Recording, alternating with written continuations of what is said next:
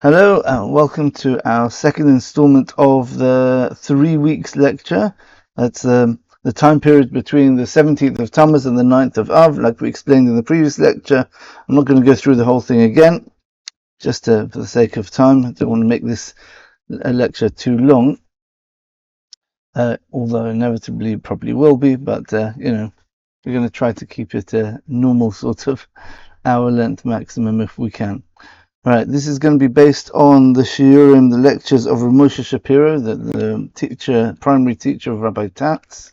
For those who know Rabbi Tatz, and yes, it's an absolutely amazing gem which we have in our generation. He's passed away a few years ago, but absolute powerhouse of a Torah, exposition. Very, very deep thinker. Okay. And you see, hopefully today, some incredibly deep ideas and some new ideas as well. Okay, so we spoke about last time the 3 weeks between Shiva, Asar, BeTammuz and Tisha B'Av, the 17th of Tammuz and the 9th of Av, the 5 things which happened on the 17th of Tammuz, obviously in different years, with the breaking of the tablets, the luchos, the CHuRban Tomid, the sacrifice they did every day in the temple stopped. Right, there was one of the kings of the Jewish people, one of the evil ones, put an idol in the temple. There's a story where the Sefer Torah was burnt for the first time. I think that was a forerunner of all other burnings of the Sefer Torah. As we're going to see here in the lecture today, we'll understand that all these are seminal events. And then Huvkah, and then the walls of Yerushalayim were breached before the destruction of the second, and according to some opinions, the first temple as well. Okay, and on the Tisha B'Av we have the spies which spied out to see whether the Jewish people should go into the land of Israel or not. They came back with a bad report, and that was on the 9th of Av, Tisha B'Av, and they cried instead of having faith and trust in Hashem, in God, to go in. So they were punished that first of all, initially they punished that generation that they would all die in the desert, in the 40 years in the wilderness, and they wouldn't go to the land of Israel, but their children will go in. The second and third tragedies were the ones of the destruction of the first and the second temples. The fourth one is the great city of Beitar was destroyed. It had millions of people in it, and there's a massive massacre by the Romans. And we're going to go into exactly what exactly happened there in its place. And eventually we had what we spoke about at length last year, is the very last one, the fifth one. Sorry about that. I'm not sure what's going on here. The fifth one is that the ruins of the Beis Hamikdash, of the temple, of the second temple, were plowed over. Okay, so we want to explain something now. It's very interesting. We spoke a lot about the luchos, the tablets last week, and we actually see that there's a parallel here, very interesting parallel. The two sets of five. We've got the 5 tragedies on the 17th of Tammuz, and you've got 5 tragedies on the 9th of Av. So 5 corresponding to 5. Just like we had the whole lecture about the 10 Commandments has 2 sets of 5. Right? Amazing lecture there, some beautiful ideas about how each one of the 5 on the right side of the tablets actually corresponded directly to the 5 on the left side. I'm not sure whether we're going to be able to do it with such precision here today, but we're going to get the idea. We're going to see a general juxtaposition between the 2 sets of 5, the 5 of the Shiva, Asar, BeTammuz, and the 5 of the Tisha B'Av. Right? So let's go on with it. So the question is, first of all, is Shiva, Asar, BeTammuz and Tisha B'Av just simply we're trying to remember and mourn over these tragedies which happened. Is a result of the tragedies that we have these special days. And if you've been on this channel enough times, the answer is obviously no, because we know that dates in the Jewish calendar have intrinsic characteristics, and the events which happen on them are basically different manifestations and expressions of those core ideas or concepts, right? Have the idea of redemption and salvation in Purim time, right? That many times the Jewish people have been saved from peril on Purim, the 14th of Adar, for example. Yeah, God remembering mankind on Rosh Hashanah, the first day of the year, the Jewish year. Right? He remembered Sarah and Rachel and Hannah, all those biblical figures who couldn't have children. He remembered them all on Rosh Hashanah, New Year. Right? So so on and so forth.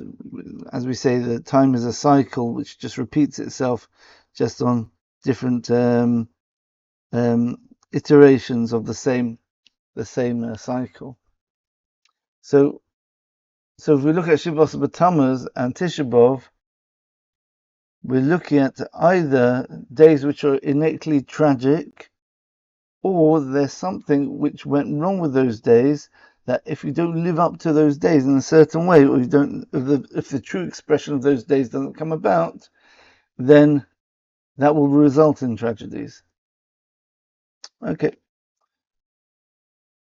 So, and we know, of course, that these tragedies are predicted in the book of Zechariah, and Zechariah says Tzom Ravi, Tzom Chamishi. It speaks about the fast of the 4th, the fast of the 5th, right? It will be for the Jewish people for and the 7th and 10th. There's 4 fasts which are related to the destruction of the temples, right? There will become a rejoicing for the Jewish people. So if we're saying that one of the reasons we celebrate, let's just stick with the words, and that's probably a better word, that we keep these fasts of Shiva, BeTammuz, and Tisha B'Av are because of the events which happened on them. But that doesn't make sense, because Zechariah already said that there is a reality of the fast of the 4th, fast of the 5th already. And that was before the destruction of the second temple, right? And it was before some of the things which happened on Shiva BeTammuz, like the burning of the Sefer Torah was in the second temple period, I believe. Okay. So we explained also last time that Bein Hametzorim means between the two constrictions, the two boundaries which hold the Jewish people in. Right? The number 10 always represents the idea of a completion. The number 10 is where you have a plurality, but yet they form a unity. Right? In Jewish law, for example, right? You have a minyan, the idea of a minyan. That means you've got certain individuals, they can do certain commandments and certain mitzvahs. However, there's certain ones which you can only do with 10 Jewish people, 10 Jewish men. They create a new entity called a minyan, literally a number, right? Or a quorum, right? Once you have 10 people, they can do certain other commandments which you wouldn't be able to do otherwise with less than 10. And it's the idea of you've got enough plural points to make a new entity, which is a new whole made up of the sum of the parts. And of course, that's the idea of the 10 fingers, right? You've got 5 and 5 together. You've got a functioning set of hands. Yep, 5 plus 5. You've got 10 fingers. Now you can do everything you need to do with 2 hands. So here too as well, you've got the 5 and the 5 of destruction, of limiting. So these correspond to to these 10 which we're speaking about now. But if we think about it, we do see another connection between the idea of hands and the number 10 and the destruction here, in terms of the building of the Beis HaMikdash, the building of the temple. Right? It says that in chapter 14, was it 14, 15, chapter 15 in the book of Exodus, that's the Shira Sayom, that is the song of the sea, when the Jewish people crossed through the sea, miraculously split open, the Jewish people went through, the Egyptians were drowned, and the Jews were saved, and they sung a song. And at the end of that song it says, may you bring them, or you will bring them, referring to the Jewish people, onto the mountain of your inheritance, which is actually a basis, or a base, or a footstool maybe, of your dwelling place. This is the idea of the alignment between the physical temple and there's a spiritual temple. Hashem, you made Hashem. That means you made Hashem. God, you made this. Mikdash Hashem koinu. The Mikdash, the sanctuary, Hashem, God, koinu yodecha. Your hands made. So obviously God doesn't have physical hands, but our hands are mapped onto certain spiritual realities. Yeah, we're just like, as we said before, we're just a metaphor for what God is, right? God is reality, and we're struggling to understand what God is in the world. So he gave us hands. So look how hands work, right? You get a glimpse of what these sort of more spiritual, conceptual hands are. Remember, concepts are more real than the physical, right? That's our challenge here, is to be able to transcend the physical and understand the roots of everything, where reality is, right? I had a whole lecture about this, about why some people think, why many religions, all religions, think that God is physical in some way, some form. Why did they make that mistake? Because God is meant to be the ultimate being.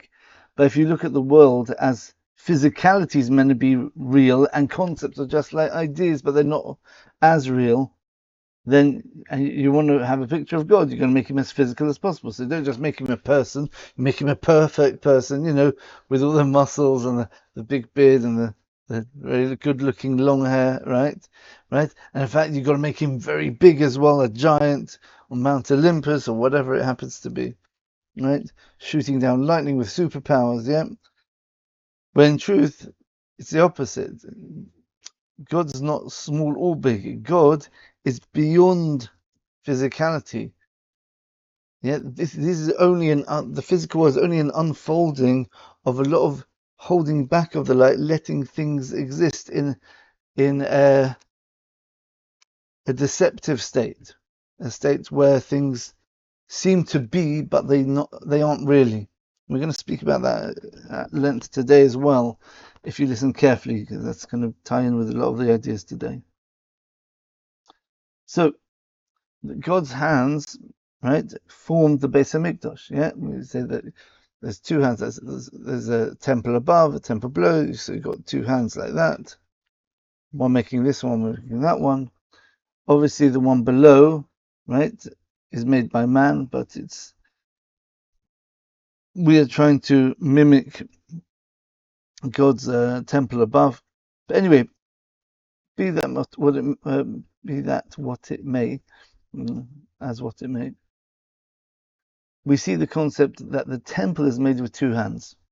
What's the idea of the temple being made with two hands? You've got the right hand and the left hand. The right hand always represents the idea of action, right? You do something with your right hand, right? It represents the existence of something, right?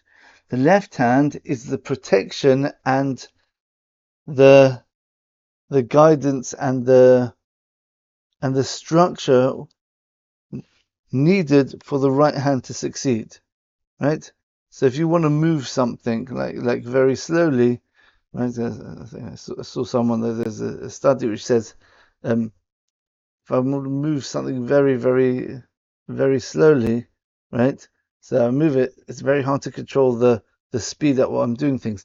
If I put a counter pressure on, I can move it extremely steadily, like that, right? It's very hard for me to do that without the left hand resisting, because it jumps if I try keeping a certain speed for the hand, right? Right, you could think of lots of things. The right hand's a strong hand. That's where you do things. The left hand is just a supporting role, basically. Right? It protects, or it helps facilitate the right hand.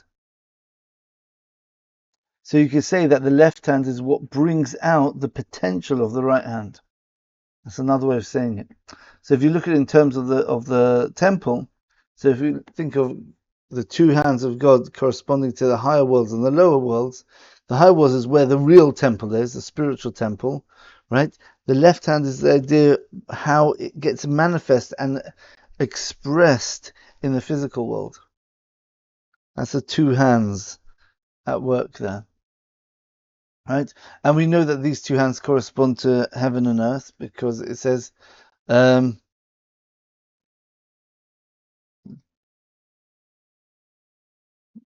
I can't remember the exact verse.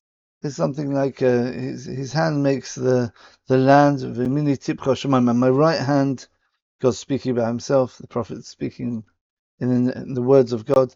V'mini tipcha shamayim. Gam biodi yosta oretz v'mini tipcha shamayim. Right, my hand founded the earth. The hand's referring to the left hand. V'mini, and my right hand tipcha shamayim. It measured out the heavens. So we see that. So we see that the creation of heaven and earth are done by God's two hands. But the creation of this is the Talmud in Kesubos, Shaita Kesubos 5a, it says that the actions of the righteous, because they're the ones who build the temple, is greater than the creation of the heavens and the earth. Right? Because it says Yod Yostar, so it's one hand for heaven and one hand for earth. But when it speaks about the creation of the temple, it says Yodecho, your hands. That means it's both hands as a unity, as a connection between the two.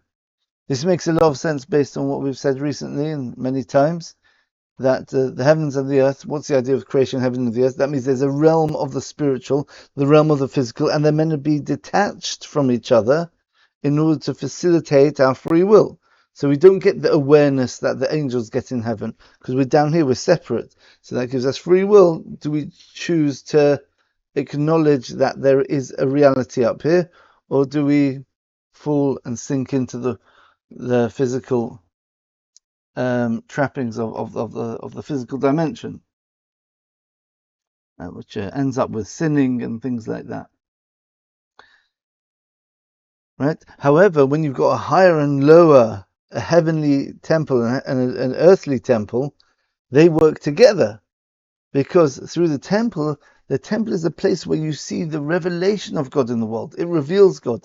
That's where you have the place called SHECHINA, the resting of the SHECHINA. The SHECHINA is one of the names of God, which refers to that aspect of God which we can perceive in this world, right? To a greater or lesser extent, depending on what a prophecy would be an example of that, right? Okay. So let's have a think about the idea of what's going on in Shiva, Asar, BeTammuz and the 9 days. So what we're going to say here is these two hands basically correspond to the root and the manifestation. Okay? The root being God being the root, or the heaven aspect of reality, and Tisha B'Av is going to be corresponding to the manifestation in the physical world of that spiritual reality. Okay? So let's start. Okay. There is a letter in the Hebrew alphabet called Ches. the letter Ches. We spoke about the letter Tes, which is the ninth letter, right, which means good, right? The letter Ches starts the words, well, it's specifically the Ches with a resh after it, but Ches by itself, one of the ideas of the letter Ches is choim, heat. Okay. Now the word CHuRban means to destroy.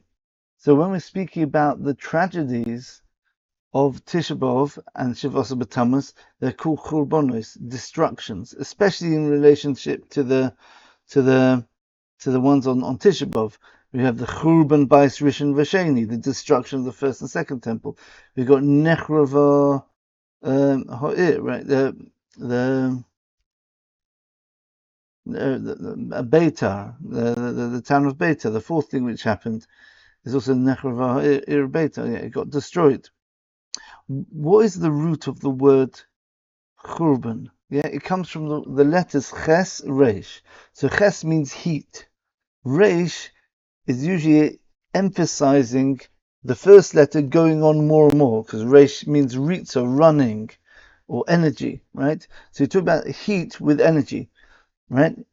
Why is that a CHuRban, right? We see many words beginning with Ches-Resh, with the same sort of idea, the idea of chora, right, or cheres means dry clay, right? Clay is like you got clay, and then cheres means earthenware, which is once you've dried it out, then it solidifies. You've got charoin af, anger. Person gets angry, he gets heated up, but he gets very heated up. You've got charoin, yeah. Charora is like a biscuit or a cake, but it's one which is placed on the coal so it gets very charred, right? Charora, that's a ches with two ratios, so just heat and more heat, right? So CHuRban is also the idea of heat going on, and essentially heat destroys. That's the idea here. Okay. Right. On one hand, you have two opposites. You've got water and you've got fire. Right.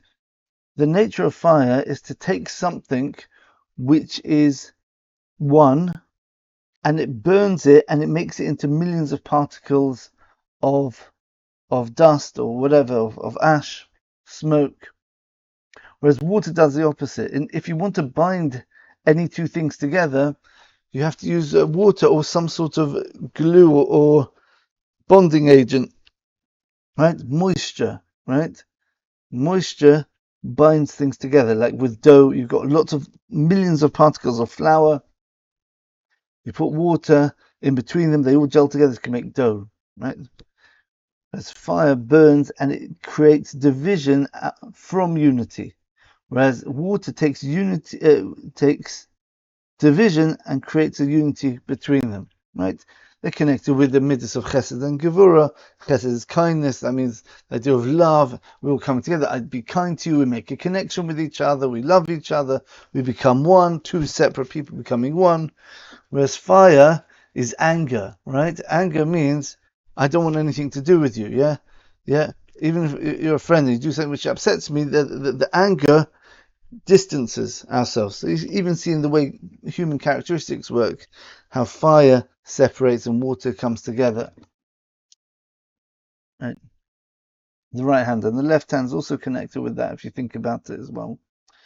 Right. The right hand being the one which brings closer, as the rabbis say, with three types of people, your right hand should bring close, but your left hand should push away. That means you should bring it close, but be careful not to bring it too close. You have to have some restraint. I think one of the examples is a tinuk, right? A child, right? You have to be very encouraging for children, but don't spoil them and just give them everything they want. There have to be some sort of boundaries so they learn discipline.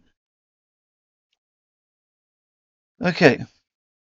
So it's very interesting that's a word which represents destruction, churba. And another interesting thing, you see this very often with many words in Hebrew, is if you rearrange the letters, and sometimes even without rearranging the letters, you can get the opposite meaning. So what's the opposite of churban? CHuRban's destroying, we're saying splitting things into lots of parts so they can't function as a unity. The opposite of CHuRban is lechaber. Yeah, if we take the CHes-Resh Beis, churuv, right, and we switch it around to chubor, chaber, ches beis resh, chover means a friend, right, and lechaber means to join together. Chabura is a group. A group means lots of individuals coming together. So it's interesting. So that's you got the CHes-Resh Beis, but the opposite is when you switch two of the letters, you get the opposite. It happens many times in Hebrew. It's one of the rules of understanding the etymology of Hebrew is you've got to take into account this reality, right? Because we spoke about the idea of the Hebrew letters being the source of concepts, right? So if you just rearrange them, you'll get a connected concept, but you could get the concept looking at it from the back angle, right? So imagine you've got a 3-letter root that's like a 3-dimensional cube or something like that, right? But if you arrange the sides in a different order, you're actually looking at the back of the cube. Okay. Anyway. So now we understand that the Beis HaMikdash is the number 10 as well. So on one hand, you've got the luchos, you've got the tablets, which have 10 commandments on them. They're the number 10. Number 10, which is a unity. You've got the luchos, right? It's one entity. The 2 tablets as one collective noun, right? You have another 10. You have the 10, which is the Beis HaMikdash, the place which is created by 2 hands working together. The idea is the connection of heaven and earth. So you can say that the luchos represent the idea of spirituality itself. It means it's those words which create the world itself. God takes the words, and remember, it goes deeper because the 10 commandments were written on the luchos, on the tablets, like we explained in the last lecture. Those 10 commandments are the words which lie behind the creation of the world. As we said, the creation of the world is done by 10 sayings in the book of Genesis, the first chapter. Vayomer Elokim, and God said, right? But there's something deeper beyond it. Saying, we said last time, creates a distance, a discrepancy between the one who's doing the talking and the one he's talking to. Yeah, you got a giver and a receiver. The opposite, right? There's a difference between them, right? So therefore that produces a hiddenness. That means the one who's saying God is hidden. I'm saying something, you're receiving it, but you're not on my level. So what I see, so to speak, God sees I'm creating it. It's all miraculous, God doing it. We don't see that because we're not on God's level, so we just see nature. That's the idea of the 10 sayings, whereas the 10 dibros are the spiritual source of the 10 sayings. And dibur means direct connection. You see it with clarity now. What lies behind light and what lies behind the grass and the trees and man? You know what lies behind it? They all have to come into being because they're an expression of, somehow, I am God, do not have any idols, do not take my name in vain, right? These spiritual realities are manifest in 10 physical expressions. We explained them, maybe 1 or 2 of them in the lecture where we spoke about how all the different 10s correspond to each other. Yeah. Anochi, just the reality of God himself. That's the idea of Bereshis. There is a reality of a beginning to the world, right? The first of the 10 commandments and the first of the 10 sayings in the beginning, right? There's a beginning to everything. Okay.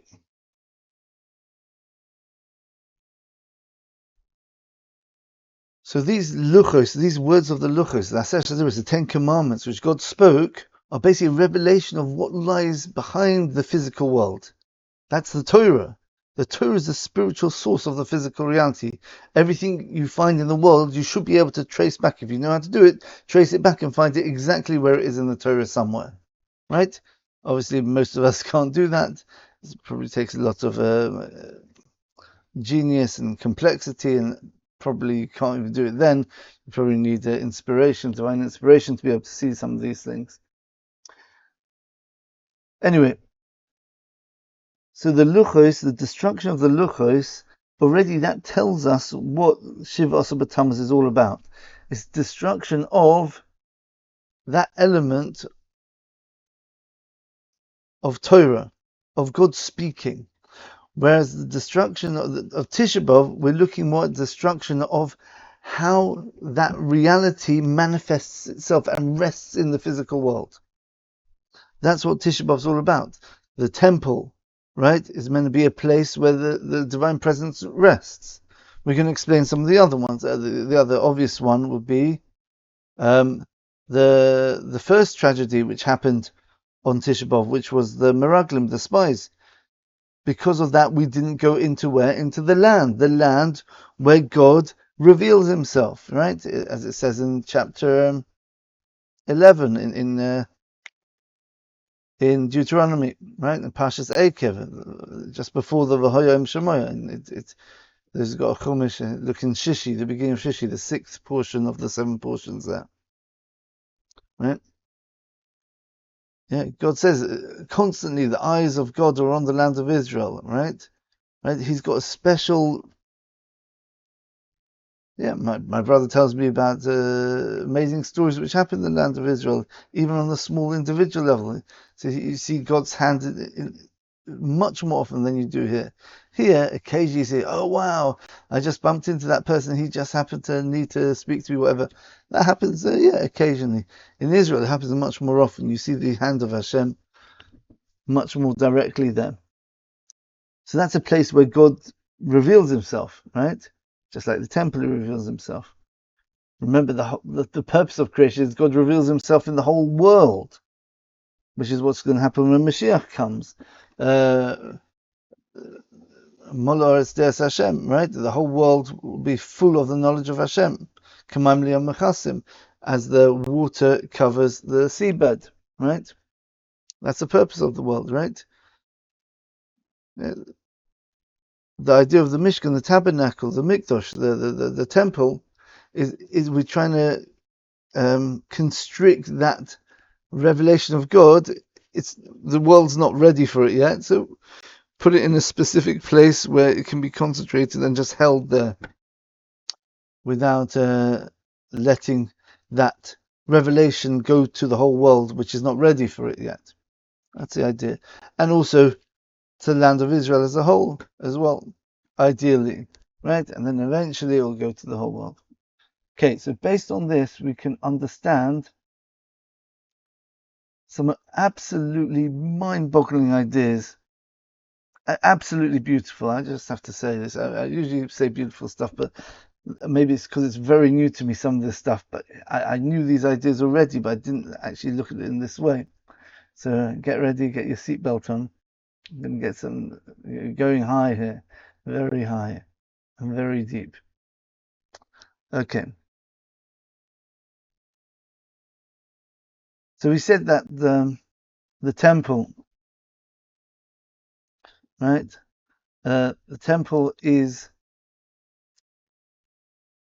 a parallel to the higher worlds, basically. I mean the creation of the world. God creates the world, right? And we create a temple, right? We try to mimic God when doing that, right? As we know, the universe is created in 10 sayings, right? Right? We see the Beis is made with 10 fingers. So Rabbeinu Bechai, one of the commentaries, the medieval commentaries, he explains that he actually shows, he goes through many aspects which you see in the Mishkan, in the tabernacle, which is the portable sanctuary which they had in the desert before it was established in Jerusalem. They actually built that one separately. If you have a look at the way the world is, you see parallels in everything in the Mishkan. So he even goes, one example I remember is that there was, on top of the Mishkan, there were two curtains, right? So one curtain on the back end, then another one coming over the front end and down the wall, okay? So two curtains covering over the top as a sort of a roof. And these two curtains had loops on them, and the loops were joined together with different hooks, right? Silver hooks, right? So he says that those silver hooks are like the stars in the sky. So if you're actually in the Mishkan, we always look at the picture of the Mishkan, the tabernacle from the outside. But imagine if you're on the inside, you look up and say, oh, it's probably quite dark in there, right? Maybe you've got the fires burning of the menorah, but if you have a look, you've got these little twinkling stars there, right? And he goes on and on about all the different aspects, and it goes into the different patterns on the different curtains, correspond to different angels, the different sides of the heavenly throne. Yeah, we spoke about this last time and a few times. About one side was an eagle, one was a lion, and we had on these curtains, it's got eagles and lions on the curtains, right? And then you've got the Keruvim in the Holy of Holies, you've got the Keruvim, these angelic figures with the face of a person on it, just like you had the face of a person in another side of the Holy Throne there. We spoke about another time. If you want to go for that one, it's in the lecture about conformity and individuality. Right. So we see that God creates a world, right? We create our little world. What's the purpose of the world? For God to reveal himself in. What's the purpose of our world, our Mishkan, our tabernacle? Is so God rests his SHECHINA, his divine presence in it, as it says right at the end of the book of Exodus, literally last few verses there, right? Right, so it speaks about the cloud resting on, and the kavod Hashem, the glory of God, was resting in the tabernacle there, in the Mishkan. And it goes on. We see even more parallels, right? How did God create the world? God created the world by certain. It's brought down that he actually did 39 types of work. He created the world through 39 productive, constructive, spiritual types of work. When we create the Mishkan, we also use 39 types of work. What did God do? He rested from creating the world on Shabbos. 6 days he created, he rested on the Sabbath. That's the end of chapter 1, the beginning of chapter 2 in Genesis. Right? So what do we do? The beginning of chapter, was it 30? 34, 35. I think it's 35 in Exodus, right? Yeah, pretty sure it's 35. Yeah. It speaks about the making of the Mishkan, the tabernacle, and it says, but don't forget about the Shabbos. You've got to rest on Shabbos, and from there we learn what do you rest for on Shabbos? On Shabbos, you rest from the very types of activities you need to construct the tabernacle. Right, which means like sewing and weaving and things like that, and lighting fires, yeah, boiling things up, right? The dyes they had to boil up, right? So we rest from all those things which we needed to do to create the Mishkan. We rest from them on Shabbos, right? Not just it's not simply that they said, right, 6 days of the week make the Mishkan and then rest on the Sabbath from making the Mishkan. We learn from there that even today, when we keep the Shabbos, we can't do those very same 39 types of constructive acts. Right? So it's amazing parallels. We see that from many different angles. There's another idea here.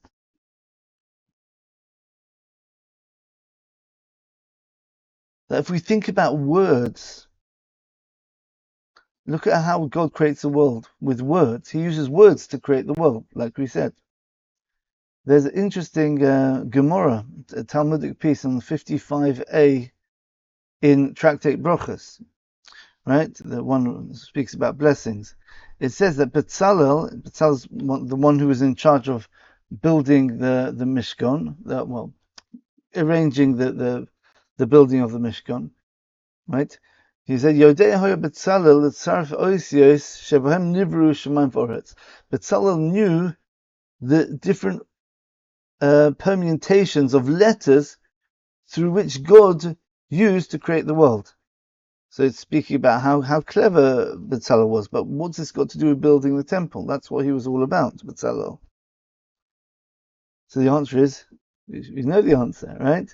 Because if you're building the Mishkan, the tabernacle, or the sanctuary in the time of Solomon, right, the temple, you're doing it for the same purpose that God did to create the world.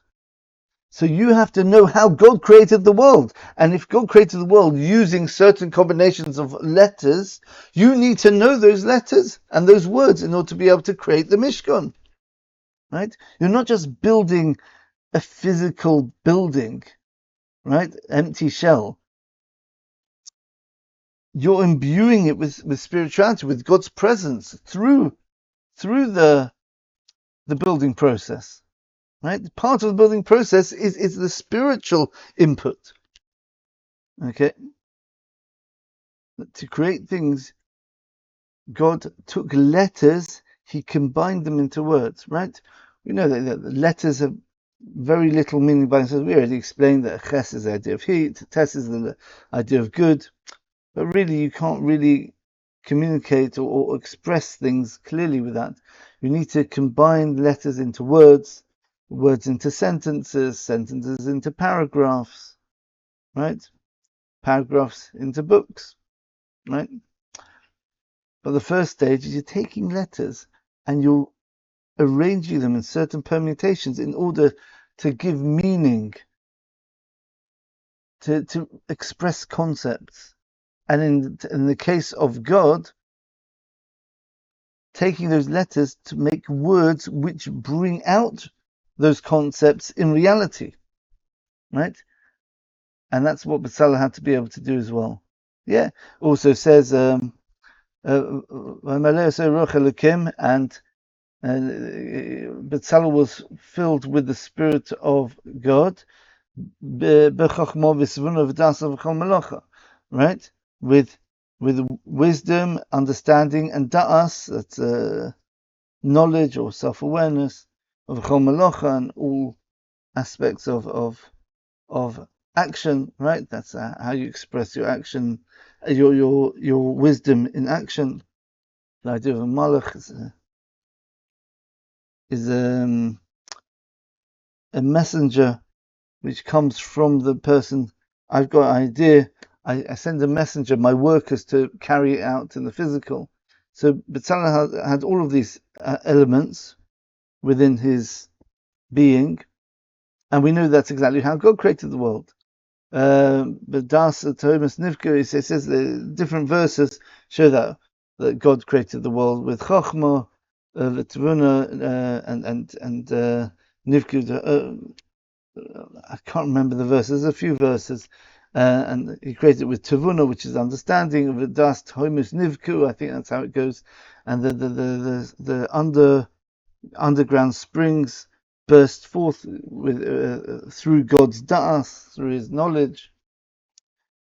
So again, we've got many parallels here, but an absolutely incredible one, which I was stunned. Is the Vilna Gaon, the Gra, says that the creation of the world is through words, right? But it's not just the meaning of the words. So we know the idea, Or Aleph of Reish, that's light. Okay, God made light. Arrange the letters that way. Arrange the letters differently. Mem, Yud, Mem, Mayim, water. Fine. But it's also through the numerical value of the letters as well, which is incredible. We know the idea of gematria. Here we go. We've got gematria here. This is what gematria looks like. You've got the letter Aleph is 1, Beis is 2. The ones we spoke about recently, that the Ches over here is 8. The Tes for Tisha B'Av, that was the last lecture, is 9. Then you got Yud is 10.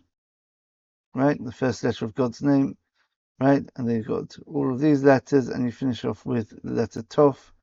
It's a bit of a shame it doesn't have here because you've got the 5 final letters, one which is 500, 600, 700, 800, and 900. But the Vilna Gaon says an amazing thing, right?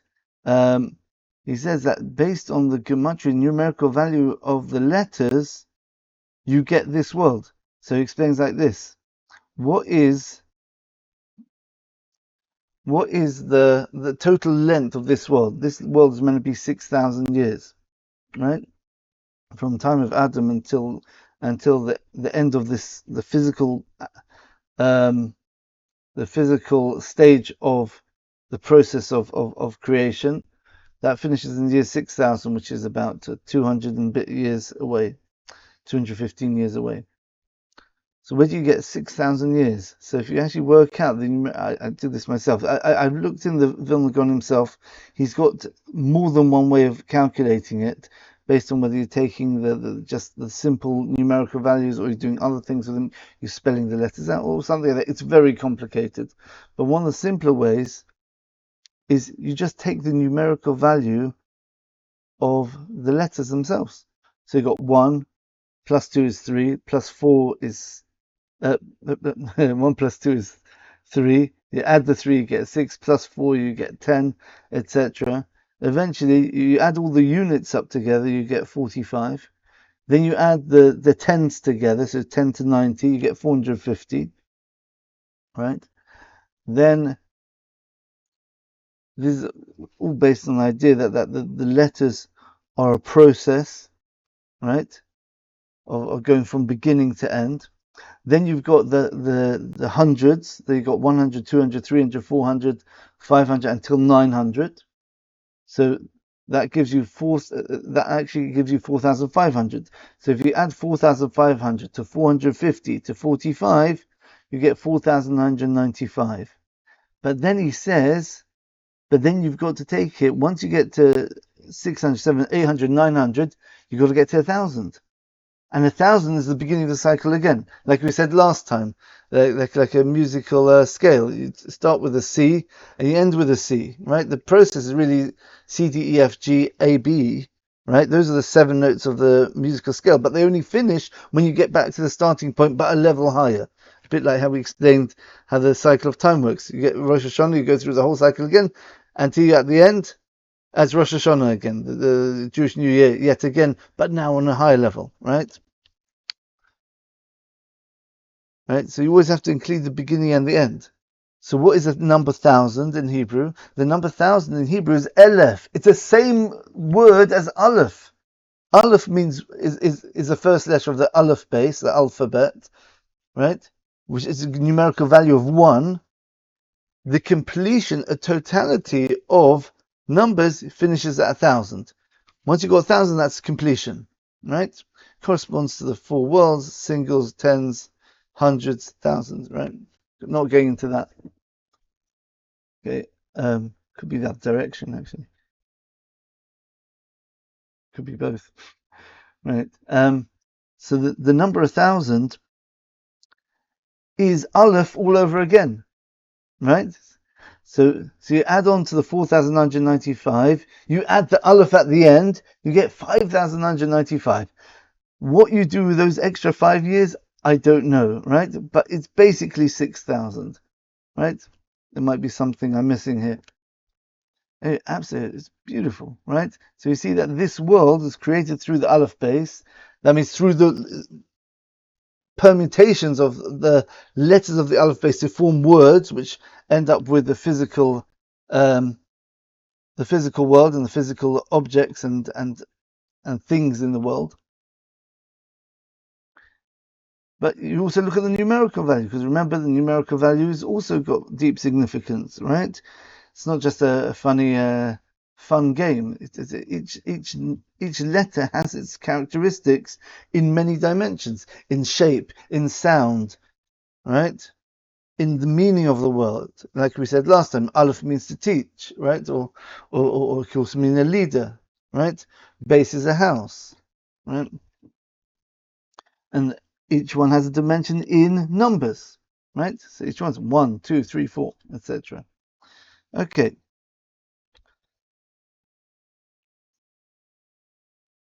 So let's sum this up now. So in other words, we see that the Mishkan, the tabernacle, is a microcosm of the universe.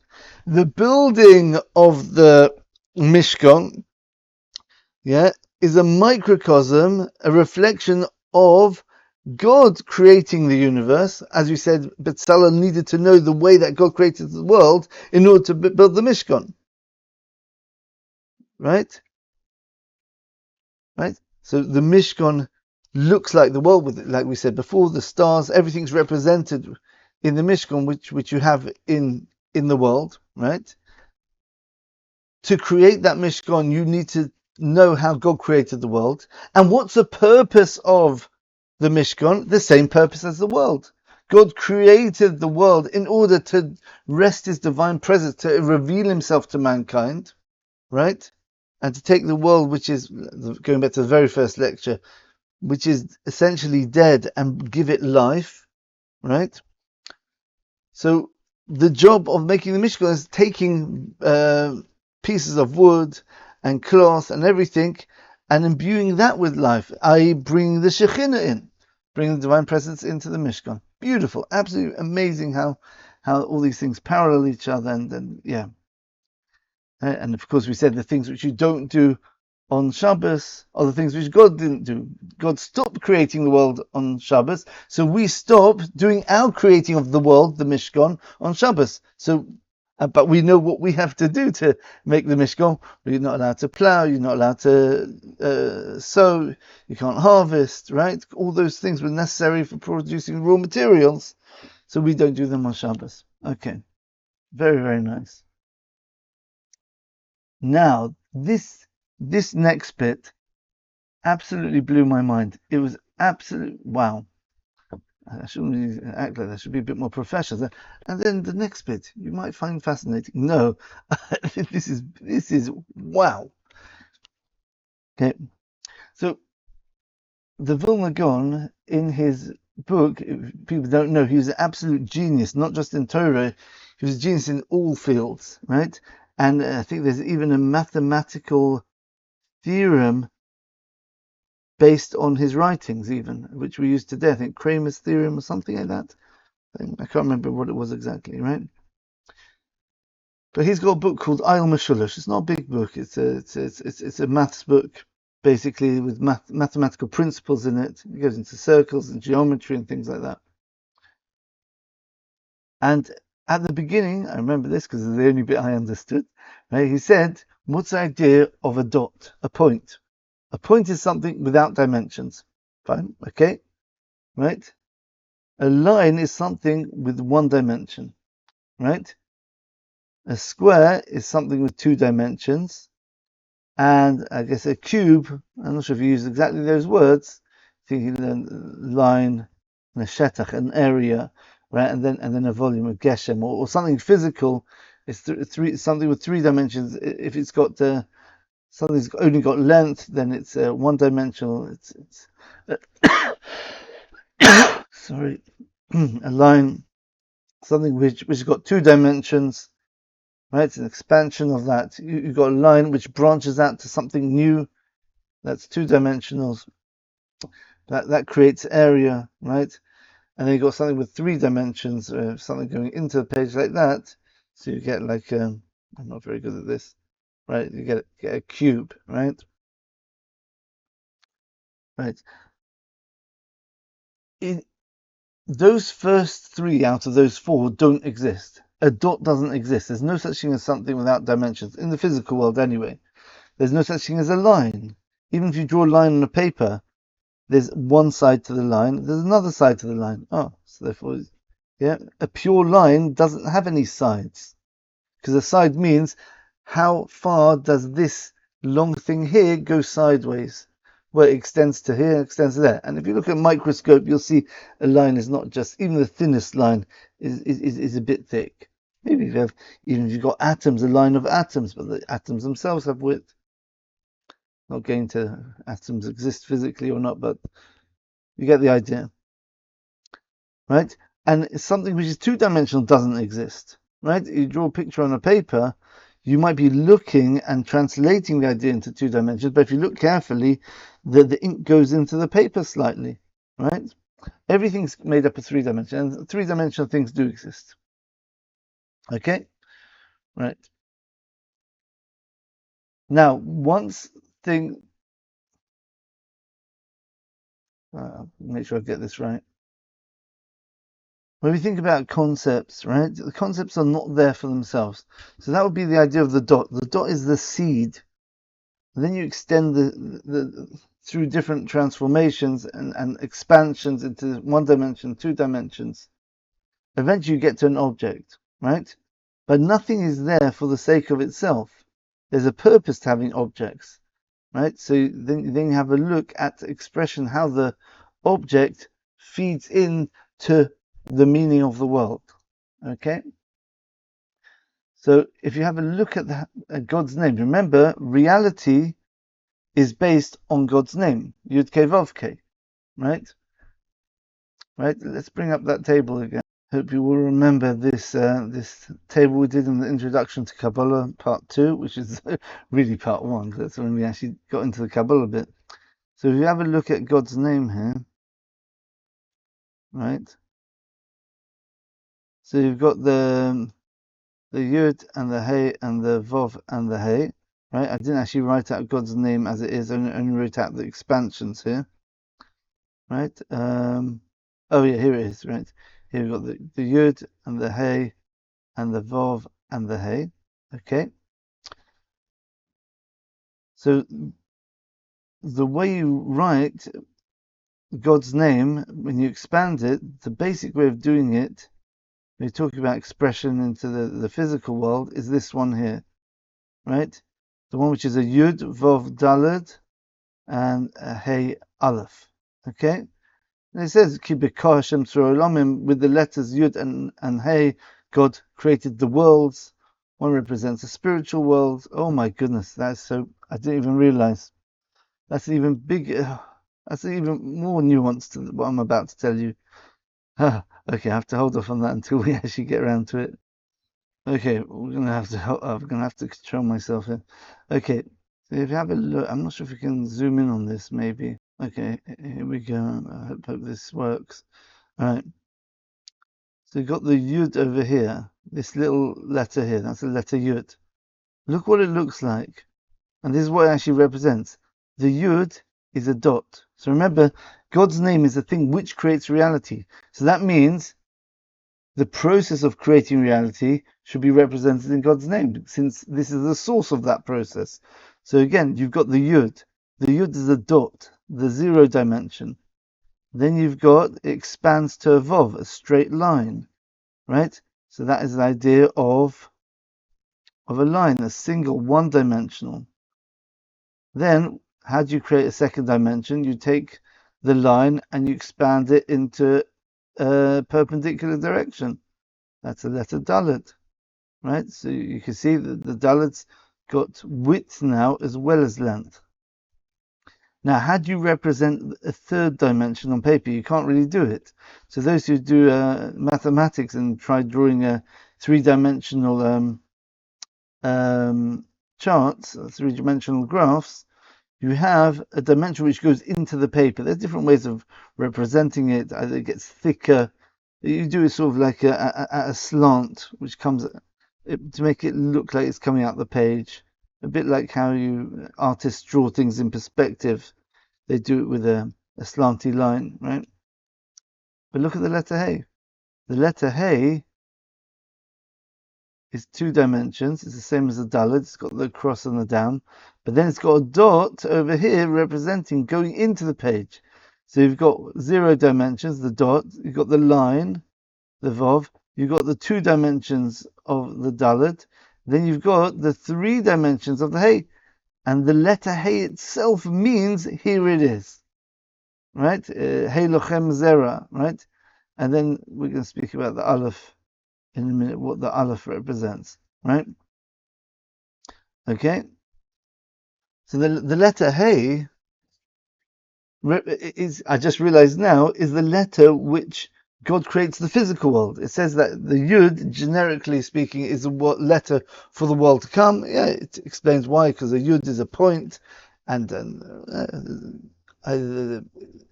everything's very few, very small there conceptually. There's no expansion into physicality. Everything's unified there at the number, at the point. That's why Yud is Gematria 10. It's a number which is, you got plurality, but yet it's a oneness, because the number 10 is making a oneness out of 10 details. That is the Yud, the point, right? Then the Vov and the Dalet. That's all in the letter Yud, the first Yud. Yeah.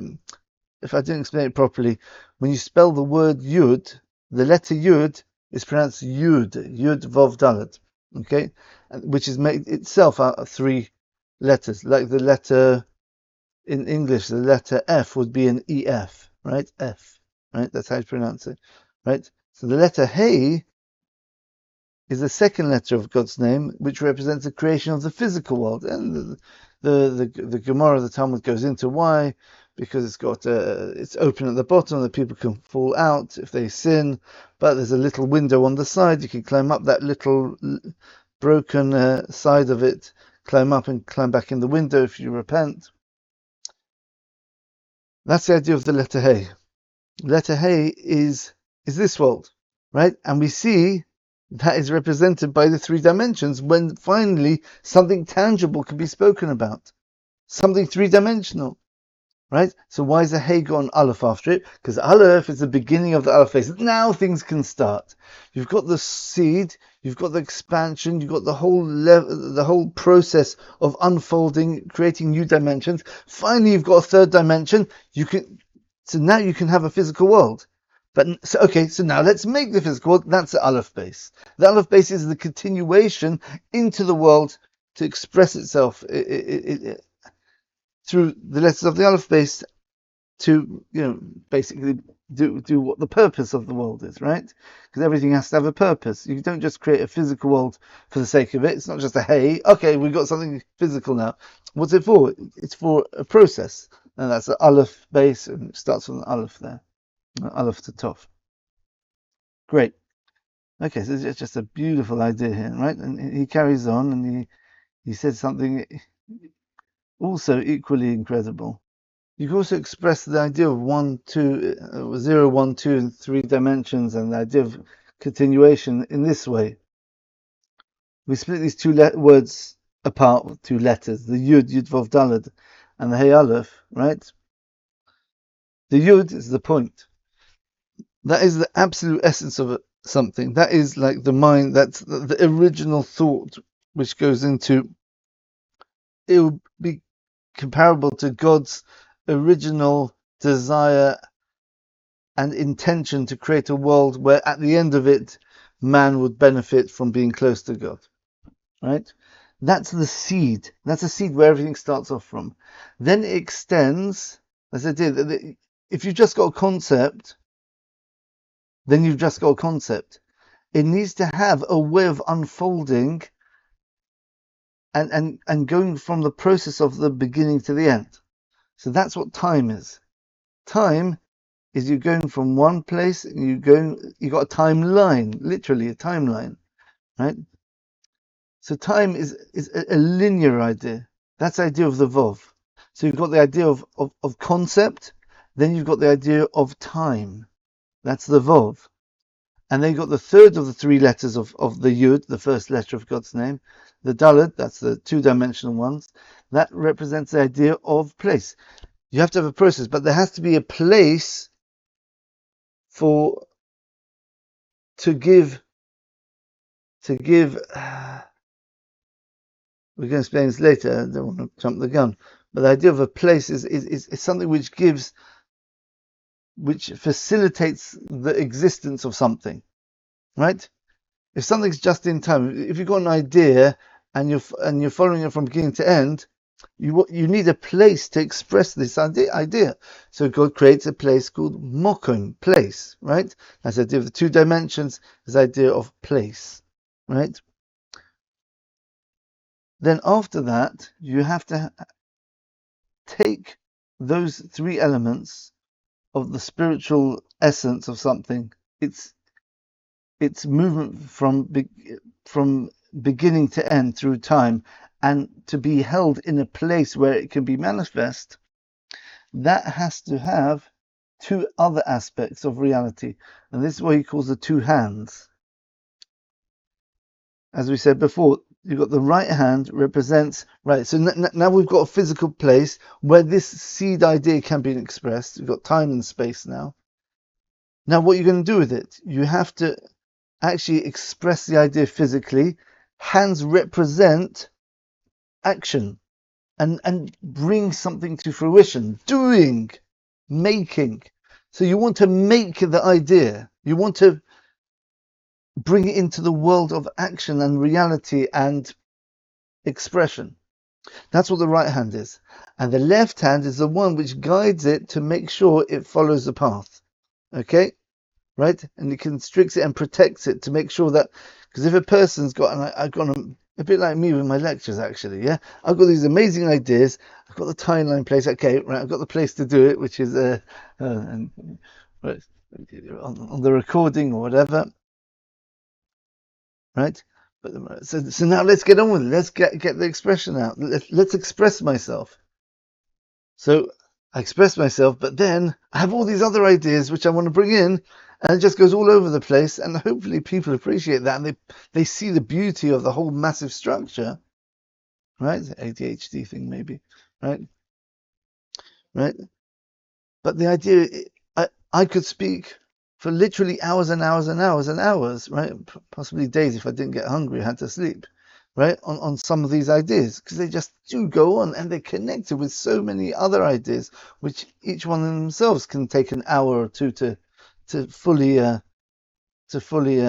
elucidate, so people can appreciate the depth and the profundity of everything. So that's where the left hand comes in. Control. We need to focus on this point now. Just focus, right? This is going to bring it to the end, right? God doesn't want to have like a million years until we've actually achieved our goal, right? He wants us to express, he wants us to bring godliness into the world, but only a certain amount, because there has to be an end to it. So he restricts it. That's the left hand. Okay? And that's the idea of the letter Hey. Hey, here it is. The thing, it says in the verse in Vayechi, in the end of Genesis. End of Ayekah. But Joseph says to the Egyptians who want to get the food so they can plant the fields. There's a famine going on. So he says, you pay the taxes or whatever, right? Hey lochem zera. Here it is, lecho. Right? Hey means it is. It's apparent. It's revealed. It's manifest. It's what's the word? It's in front of you, right? Hey lochem, here for yourself. Right? It's here. Right? It's not. So that's the Hey of Hashem's name, right? So we've got the Yud, Vav, and Daled. Now they represent the idea of essence, time, and space, right? Now we've got the actual concept now through two hands actually being expressed in the physical world. That's the Hey, the physical world. That's the hands. The hands correspond to action and doing as opposed to thinking and planning. So the right hand is the Hey. That's the energy source. That's where you could do things, right? Then you've got to have the Aleph. So 1 minute, it's not just Hey. There's details. Start with the Aleph. There's a process. Let's go through the process now. Control it. Aleph. And then the Aleph goes to the Beis, the Gimel, the Daled. So you've got the Hey and the Aleph, which are the two letters which make up the letter Hey, which represent the physical dimension. You start off with the Hey, which is the first revelation of God's plan, right? In its totality, just the Hey, right? And then you've got the Aleph, is now how you actually control that, and you start building the structure to channel this plan through a very specific path in order to bring it to its fulfillment at the end. Okay. Now this is the basis of the five types of destruction which we see on Shiva Asar BeTammuz, the 17th of Tammuz. So hopefully I could do this bit quickly because I've explained it so much already. So hopefully the ideas will come much easier now. Okay, so let's just go over it again. You've got the essence, the dot. You've got time, the expression of the idea in time. Then you've got the expression in space. Then you've got the expression of that original idea. Remember, it's all coming from the Yud. That original idea is in the physical world, where you can actually see a reality now. It's tangible. And then you've got the idea of the safeguarding to make sure that you guard and you preserve and protect the idea so it doesn't go off the rails. It just doesn't expand and become sort of mindless or directionless. Okay, so let's have a look. So let's start off. What's the first CHuRban, first destruction? The first destruction is destruction of the luchos, the tablets. Now you have to understand that the luchos, the tablets, had the Aseres HaDibros, the 10 Commandments written on it. Now it doesn't mean, the basic meaning is obviously a record of the 10 Commandments. It's more than that.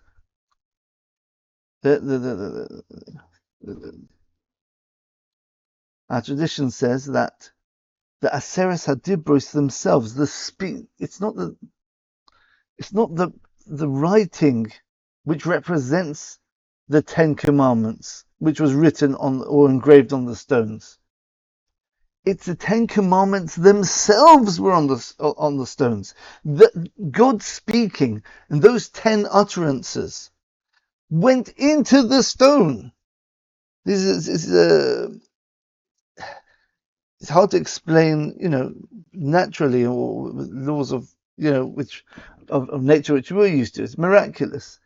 But the words, remember the Jewish, it says in the book of Exodus, chapter 20, by the 10 Commandments, the nation saw the kolos, the voices. That means they were able to see what normally the eye can't see. They were able to see words. It probably transcended, such a transcendent experience. They could see that when God spoke, it wasn't just they heard it and understood, is they saw the reality of those words. Yeah, they saw God's speech itself. And that tangible, visible speech went into the tablets. So theoretically, if you'd look at the tablets, you'd be taken back to God, that moment where God spoke, right? Unfortunately, probably no one ever saw it, because as soon as Moses came down, he saw in distance the golden calf and everything, and then he threw them down and they broke, and the letters went up, right? So maybe Moses himself saw them, who knows? Right, but that's the idea, that the communication of God to mankind, that revelation that there is an absolute knowledge, that there is a transcendent being behind everything. There's no other power in the world besides God. So much so you could see that, which parallels what's going to happen after Mashiach comes. V'ro kol basar yachdav ki pi Hashem diber. It says, and all of flesh, physical, will see together. Yachdav, interesting idea of unity.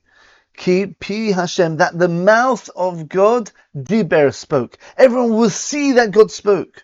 You look at the world and you see God speaking. It's not something you understand. That's how our eyes work. You see God speaking. You see the creation happening in front of you. Right? That's why there'll be no place for people to doubt it. That's why that's one of the disproofs of certain religions, which said that the Messiah's already come. No, it's not true. If there's anyone who, even by iota, doubts that God is creating the world now, then he hasn't come, because that hasn't happened yet. right? You have to be able to see. It has to be apparent. It has to be obvious that God's created the world because you can see it happening. Right? It's the beginning stages of the world to come, where we see everything in that light. Amazing feeling that must be. Hopefully we get that soon for the whole world. Yeah. So anyway, so when Moses broke the luchos, the tablets, he destroyed the word of God itself. We don't have the word of God in the world. As long as there were tablets, there's a physical manifestation of God's word in the world. When you break that, God's word is no longer in the world. The word itself, that's the essence of what we're talking about. Right? The giving of the Torah. The giving of the Torah was destroyed.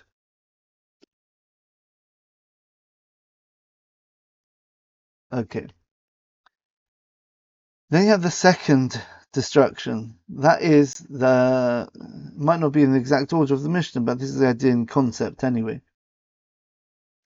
The next event was the Korban Tomid, the daily sacrifice, which was brought in the temple, which had been brought for every day, twice a day, since the desert, the Sinai desert, without stop. It finally came to a stop. Wherever, I'm not going to the story, what happened, but it stopped eventually. So why is that such a devastating destruction that we have to mourn over it? It's one of the 5 reasons, right? The idea is we're talking about time now, right? If we don't have the living speech of God in the world, we don't have the essence right here, which is the ultimate, right? Having the essence of the purpose of creation, which is our realization and connection and knowledge of God. If that's gone, but at least it can be historic, right? At least we've got a connection in time. Because every day they brought the Korban Tomid. So why are we bringing this? Because yesterday we brought it. But why yesterday? Because yesterday we brought it. Because it's a Tomid. It has to be an ongoing thing. And you could trace it back all the way to the giving of the Torah. As it says, Olas Tomid in chapter 28 in Numbers, in Parshas Pinchas in Chamishi, right, where he speaks about the daily Korban Tomid, the daily sacrifice, right? Olas Tomid, the oil of the Tomid, the Korban of the what's it called? Tomid would be the regularity, right? Hoasuyo Bahar Sinai, which is made at Har Sinai. So we see a direct connection between the bringing of this sacrifice and the Mamat Har Sinai, but the giving of the Torah Har Sinai. Why? Because this is a testimony in time going back that we might not have it now, it might be broken, but we've got a connection to it through time. So now the expression of time of God's revelation in the world through his speech is also gone. We've lost our time connection now. The third thing is the destruction of place, of area, right? So we know in the temple, right? The temple was meant to be a testimony to the fact that God's SHECHINA, his divine presence, is resting in the Jewish people. That's a menorah. The menorah, the candelabra, it says, you have to put the menorah in front of the curtain of testimony. And it says, what do you mean of testimony? Because it's a testimony that God is resting in the Jewish people. Why? Because there's a miracle which happened with the lighting of the menorah, the candelabra in the tabernacle, in the temple actually, that you filled up the Ner Maravi, the western light first, right? And then you filled the other ones up, and you lit that one first, and then all the others got lit up, and they had the same measurement of oil in them, but yet it would always start with that one, and it would always finish with that one.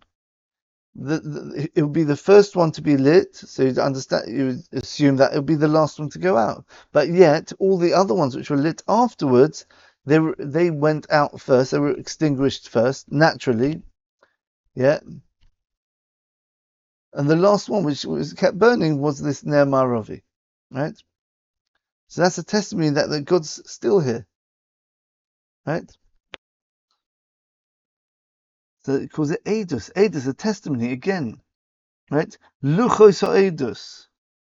Yeah, we speak about the breaking of the luchos, the tablets. They're called luchos Eidus, the tablets of testimony, right? You could testify God's in charge of the world because I can read it.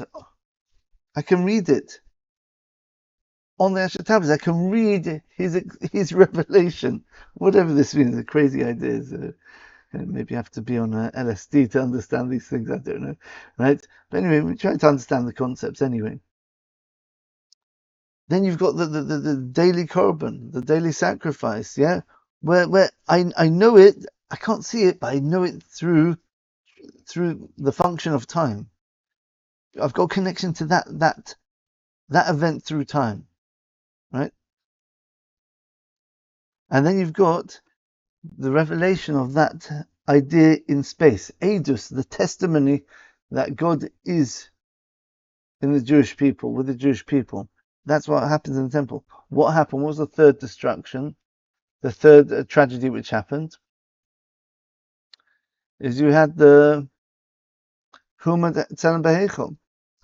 have someone took an idol and put it in the temple itself.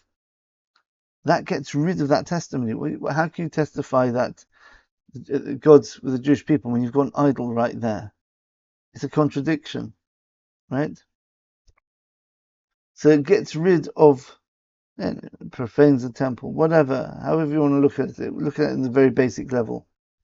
You can't say that God's resting with the Jewish people when you've got an idol there, right? It's a contradiction. That gets rid of the manifestation of that essential idea of the giving of the Torah in place. You've destroyed the place. You've contaminated the place where you see this idea. The fourth thing is we're looking at the manifestation in the real world. So again, the temple area is confined. It's a supernatural place. There's lots of miracles going on there, right? Yeah, but it's physical. It's a place at the end of the day, right? It's not like with the sacrifice where you're trying to trace it back through time. It's not something tangible. It's something which is the connection is an invisible time connection. Here, the connection is something which is in a space itself, but it's in a space which is a supernatural space.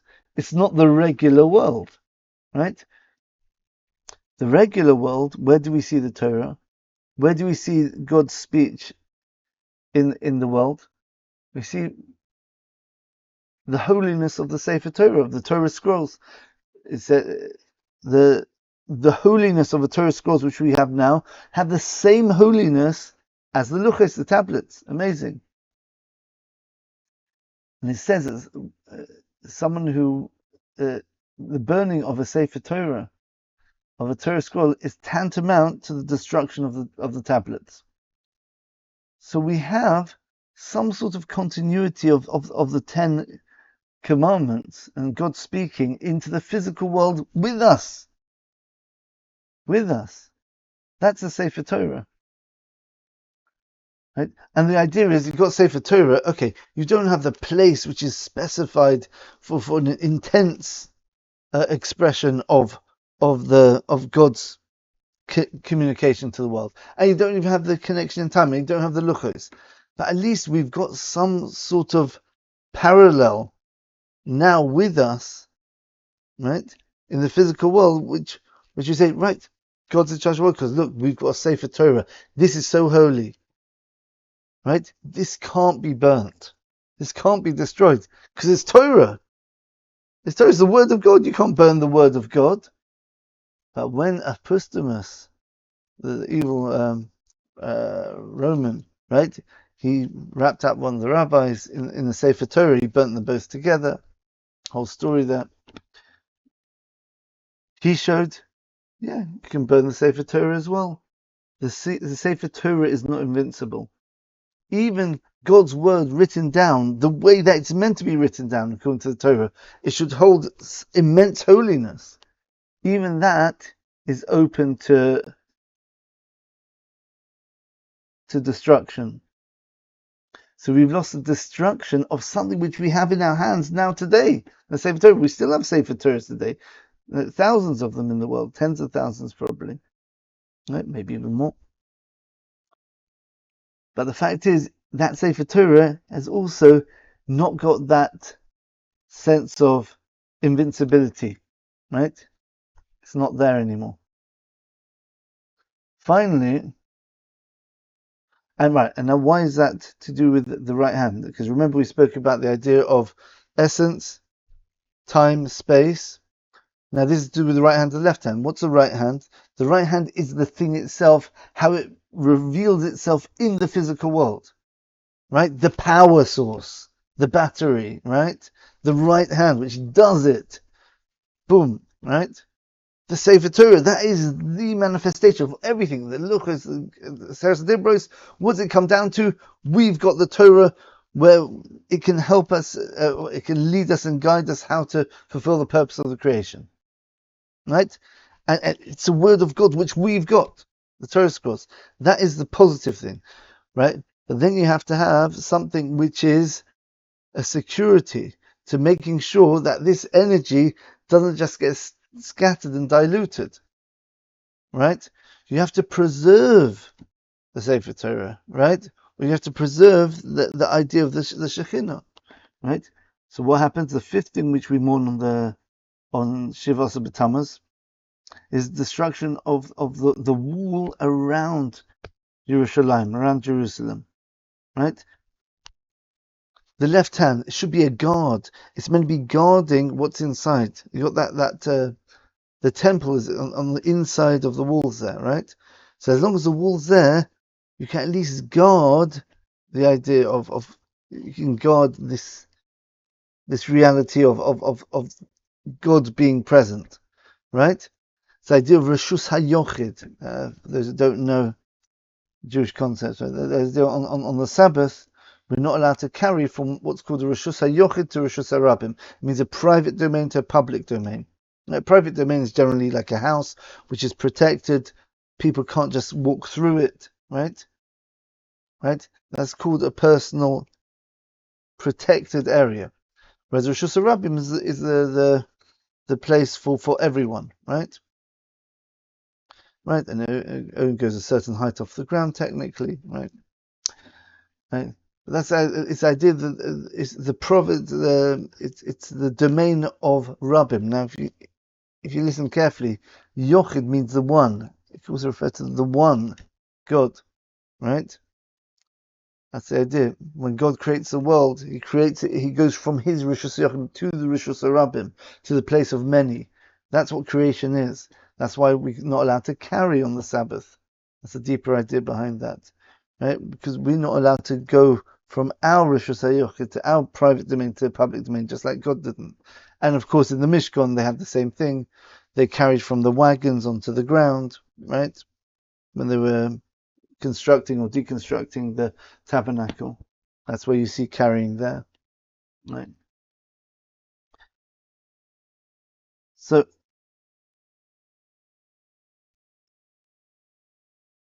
the place of Torah, right? The place of the Yochid, of the One, that is the Beis Hamikdash. Ki mitzion teitzei Torah, from Zion. Zion really refers to the Beis Hamikdash. In fact, it even refers to the place in the Beis Hamikdash, the Holy of Holies. That's where Torah comes out from. It comes out, or it comes out from the Lishkas HaGozis, where they had the Sanhedrin, the primary law court in the land, right, where they decided all matters of Torah law and judgment. That was in the temple. That was in the temple complex. So we have the Torah in a place which is protected by a wall. Once you destroy that wall, you've lost the protection for this. I keep saying the word reality, for this thing, this concept of the Torah being in the Jewish people, right? This is the protection of it. The Sefer Torah is the Torah in the Jewish people. The protection of the Torah is the walls around Jerusalem. The walls around the place where Torah comes out from, right? Once you've got a place for it to rest in, once you break that down, there's no protection. The whole complex becomes open to the public. You lose that final vestige of a memory of God's 10 commandments in the world, right? At least if you had the walls around Jerusalem, right, this is the protection of what? The temple, which has the luchos, the broken parts of the luchos, the memory of it, the korban tomid, the sacrifices, the place itself, right? At least you got the protection of it, right? Once that's gone, you've lost everything. There's nothing to remind you or trace back anymore. Besides the fact that practically we keep the Torah, we keep it going within ourselves. So it's kind of, we're making ourselves the tabernacle. That's the idea. Anyway, so those are the 5 things which happened on Shiva, Asar, BeTammuz, on the 17th of Tammuz. Now let's go quickly on. It's a bit quicker, this next bit. The 5 things on Tisha B'Av. So in summary, the 5 things which happened on Shiva, Asar, BeTammuz were the destruction of Matan Torah, the giving of the Torah itself. God speaking to us and giving us the Torah, that was destroyed in all its 5 expressions on the Shiva, Asar, BeTammuz. Now, on Tisha B'Av, we're going to see that it doesn't correspond to the actual Torah itself. It corresponds to the place which we have, which facilitates the Torah being in the world, and all the SHECHINA, God's presence being among us. Right. So on Tisha B'Av we have 5 things. We have the Nigzor Gezerah Shelo Yikonsu Loretz. There was a decree that the Jewish people, because of the slander of the Meraglim, the spies, they were not able to go into the land. Now, if you the Maral says that, the Maral, by the way, if anyone's interested, so anyone who actually understands Hebrew well, the Maral's got a whole sefer, a whole book, big book, about the 3 weeks. Actually, it's called Netzach Yisrael, which means the everlastingness of the Jews, right? It means that the idea that we can't be destroyed. That's the idea. The name of it, based on the verses, whatever. Right, so the Maral says that really it's an extension of the going out of Egypt. What's the idea of going out of Egypt? We spoke about this. Going out of Egypt means that we're going out of a place of constriction to a place where we're getting the Torah at Mount Sinai, right? And the idea of going at Mount Sinai, the process hasn't finished yet. God's revealed himself. Now what do you do with that? Now you keep the mitzvahs. You have to keep the commandments. The primary place to keep the commandments is the land of Israel. That's the completion stage. That's how you bring God, who revealed himself to you. Very nice. Now your job is to bring him into the physical world. It's a bit like those heaven and earth, like we spoke about before. He revealed himself. Our job is now, to the left hand, to take that energy and control it and make sure it's crystallized in the physical world. It's amazing, these ideas, right? Right hand, left hand, right? The 5 things which happened on Shiva, Asar, BeTammuz, the 5 things which happened on Tisha B'Av, the 5 spiritual revelations, the 5 ways that the spiritual purpose of the creation revealed itself by God speaking, and the 5 ways we're going to see how our job and our ability of bringing God and His SHECHINA, His presence, into the physical world, all destroyed. The first one is we can't go into the land of Israel.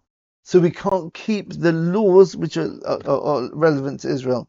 In fact, we were that close. Moses wanted to go in. Why? So he could do the mitzvahs to keep those commandments, which are dependent on the land. But God said, if you do that, you finish the process. Very nice for you, but the rest of the Jews are not worthy. So they're going to be stuck. The whole process of creation will be finished, but the Jews won't be part of it. So they just might as well be destroyed. There's no purpose for them anymore. So God says, right, because they spoke about this, right, this generation is not going to go into the land, and the first and second temples are both going to be destroyed. At that point, right, as we said before, you cried for no reason, so you're going to be crying through the generations for the destruction of first and second temple, right, primarily. So even though the Jewish people did go into Israel in the end, right, but it was only the children which went in. The ones who came out of Egypt, the ones between 20 and 60, they didn't go in. Why the age of 20 and 60? Why they're only? Why are those people the only ones which we consider when talking about fulfilling the purpose? Okay, fine. It's another discussion.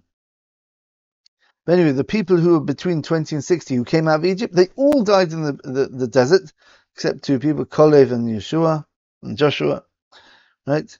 And basically the generation which went into the land were only children at the time of going out of Egypt, right? So you've got a fracture. The people who came out of Egypt died, and the people who went in didn't leave Egypt, weren't considered men who left Egypt, right? Only from the age of 20. So now you don't have the reality of Jewish people, the Bnei Israel, the Israelites, coming from Egypt into Jerusalem, into Israel and Jerusalem, and finishing off that process. You've got break in the process, so the process is not there anymore, right?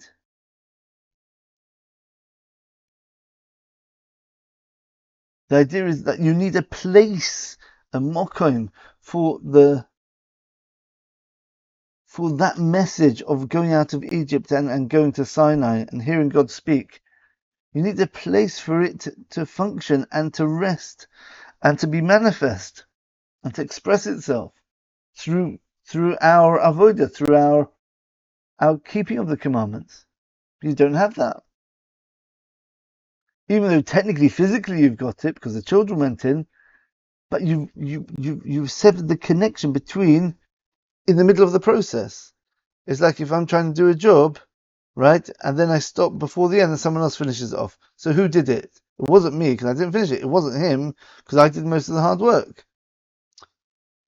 So that's an interruption of the process. That's gone, right? So we've lost the mokom, that place where the lessons of Egypt and Sinai were meant to rest. Those people who experienced it in their fullness were not able to bring it in. That's the first destruction. So it's not just the fact that they slandered whatever and they died in the wilderness for 40 days. It's the fact that they were not able to go into the land, which is the place of manifestation. The destruction of place. Let's look at the second reason, the second tragedy on Tisha B'Av, the 9th of Av. Of course, the first temple was destroyed.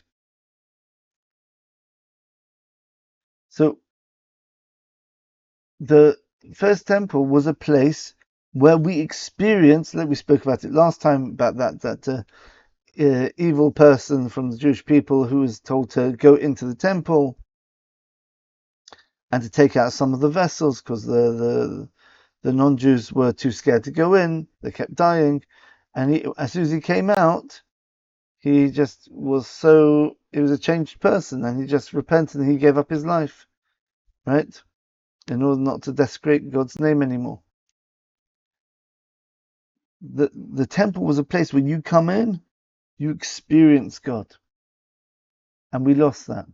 Now we have to think about the idea of what is a mokum. Mokum in Hebrew comes from Lashon Kiyum.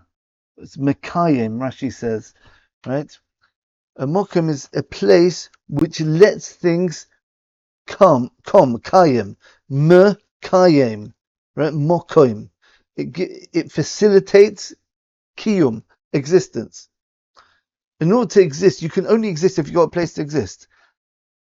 I can't exist if the space where I exist disappears. Then I can't exist. There's nothing, whatever that would mean, right? Right? If the space of something it disappears, the object would disappear as well because it's got nowhere to be, to exist. So once the temple is destroyed, the place for the SHECHINA has gone as well, right? You can't have the divine presence resting in a place which is not there. It needs the place. Once it's there, it's got its resting place, and then people can come close to it.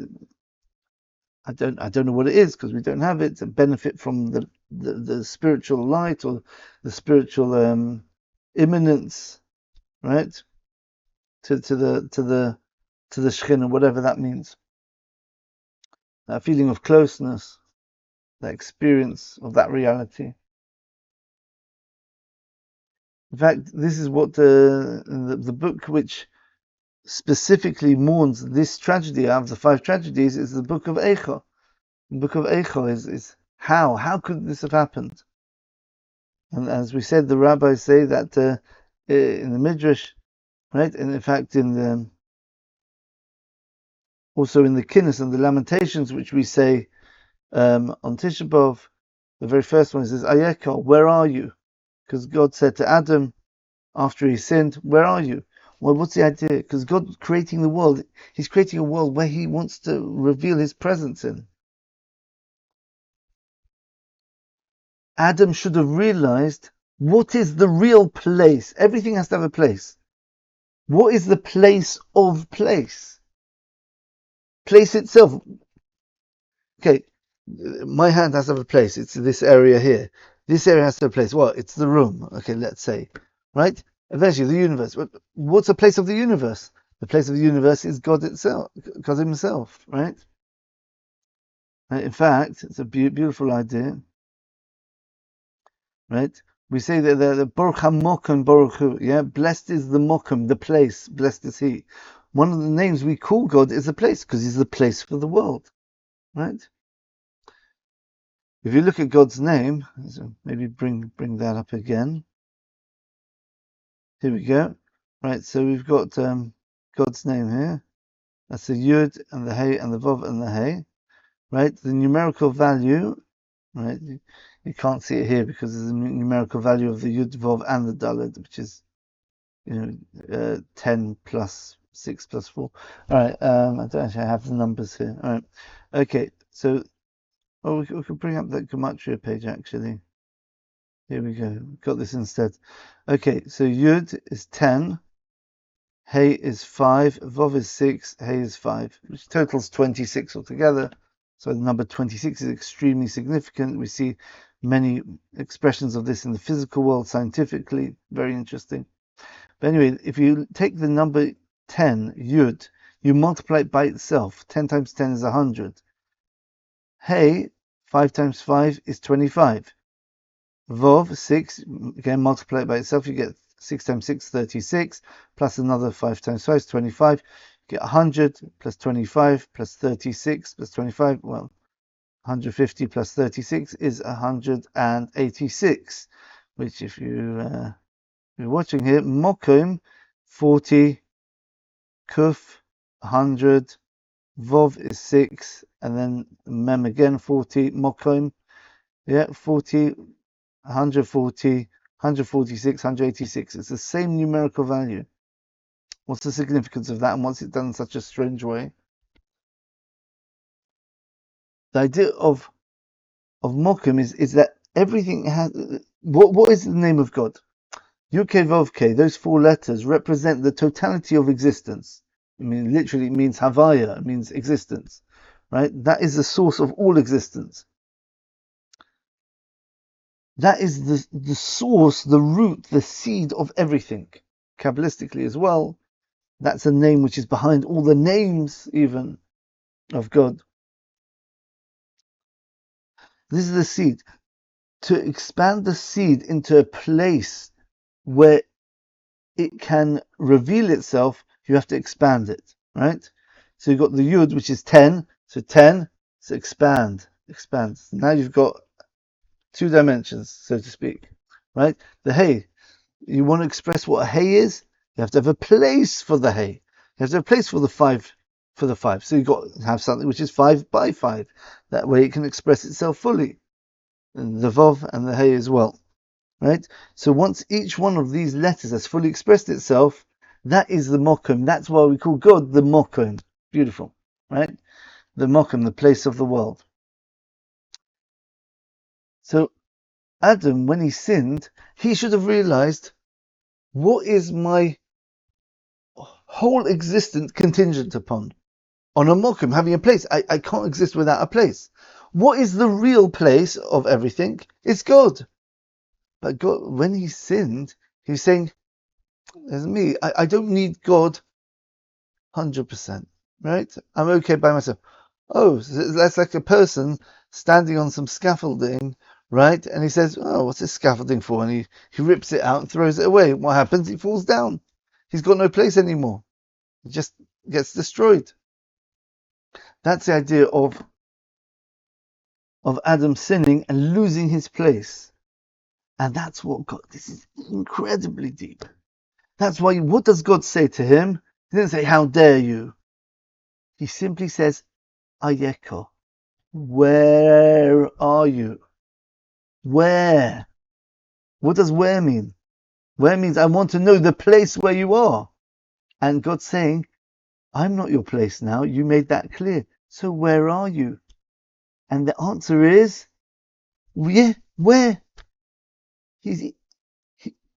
If you lose your fundamental place of existence, that thing which is ma'afsher kiyum, which gives you the possibility to exist,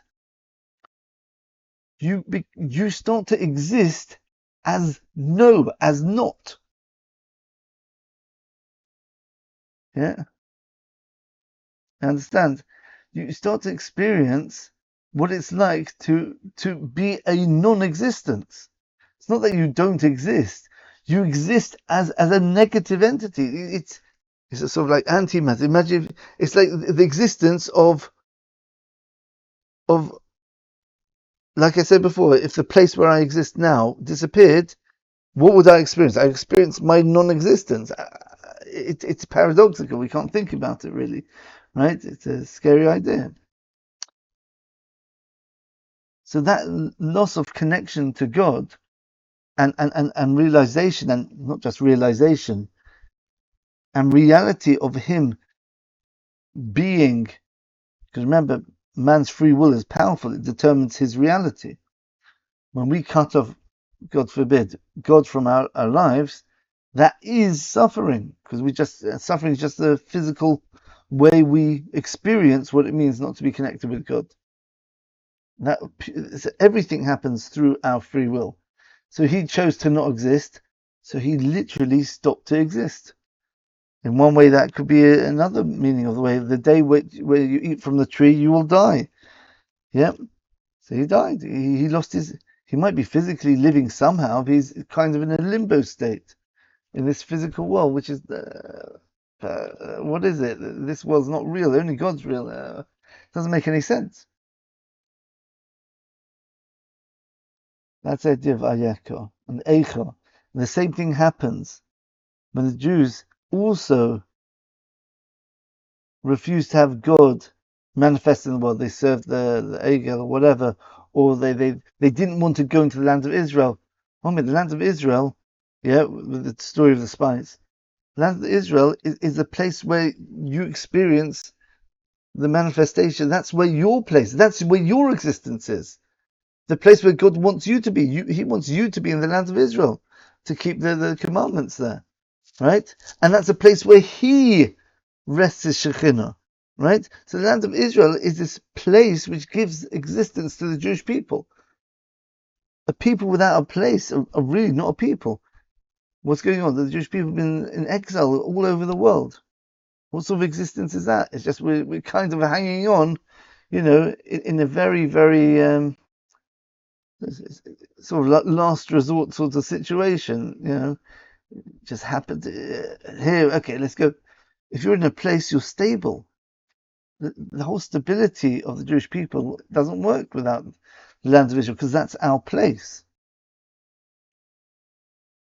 So when they didn't want to come in, they were saying, we don't want our place. All right, you don't want your place. Okay, just like Adam said he doesn't want his place, which was God. You don't want your place, the land of Israel, which is a place where, by the way, I am lying, my SHECHINA is in the land, right? Rests in the land. So ultimately, the place of Israel, the place of the land of Israel is God again. He is the Makom, he is the place. So just like he said to Adam, Ayekah, where are you? You've lost your place. Say, Aichah, how? It's a different question. How? How's this possible that such an amazing city is just now empty? Right? Aichah, how? Ayekah, where? Okay, so now we get on to the destruction of the temple, right?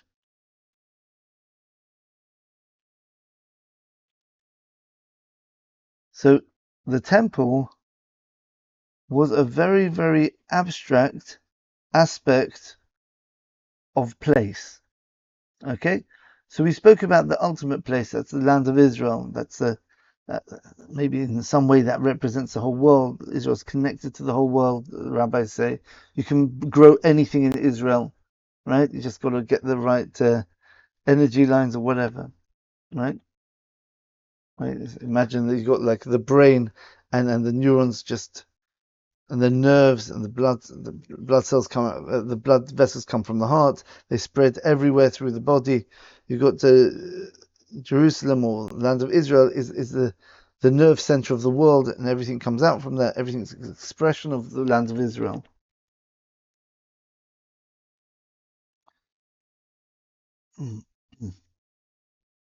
So the spies didn't want to go into the land. They lost that aspect of the place where things can be manifest, where God's presence can be manifest. Then you got the temple, which was a very, very, as we said before, it was a paradigm of what a place is, right?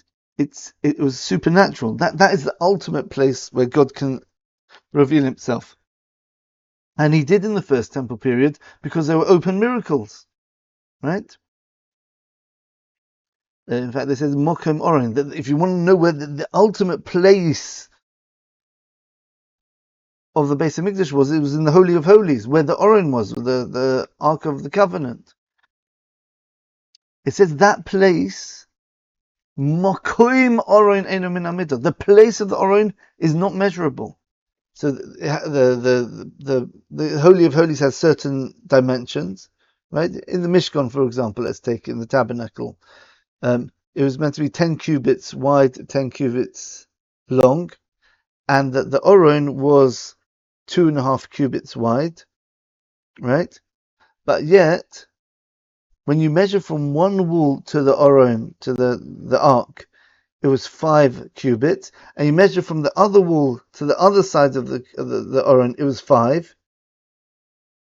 The whole thing was 10, so that means, what was 10 minus 5 minus 5? It's 0, so therefore the Oron's not there. But yet when you measured the Oron, it was there.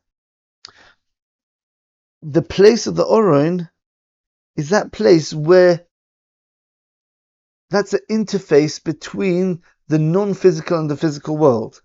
So therefore, if you measure the Oren itself, if you're looking at the actual object itself, it's a bit like a quantum theory. When you look at the thing, then it exists, sort of.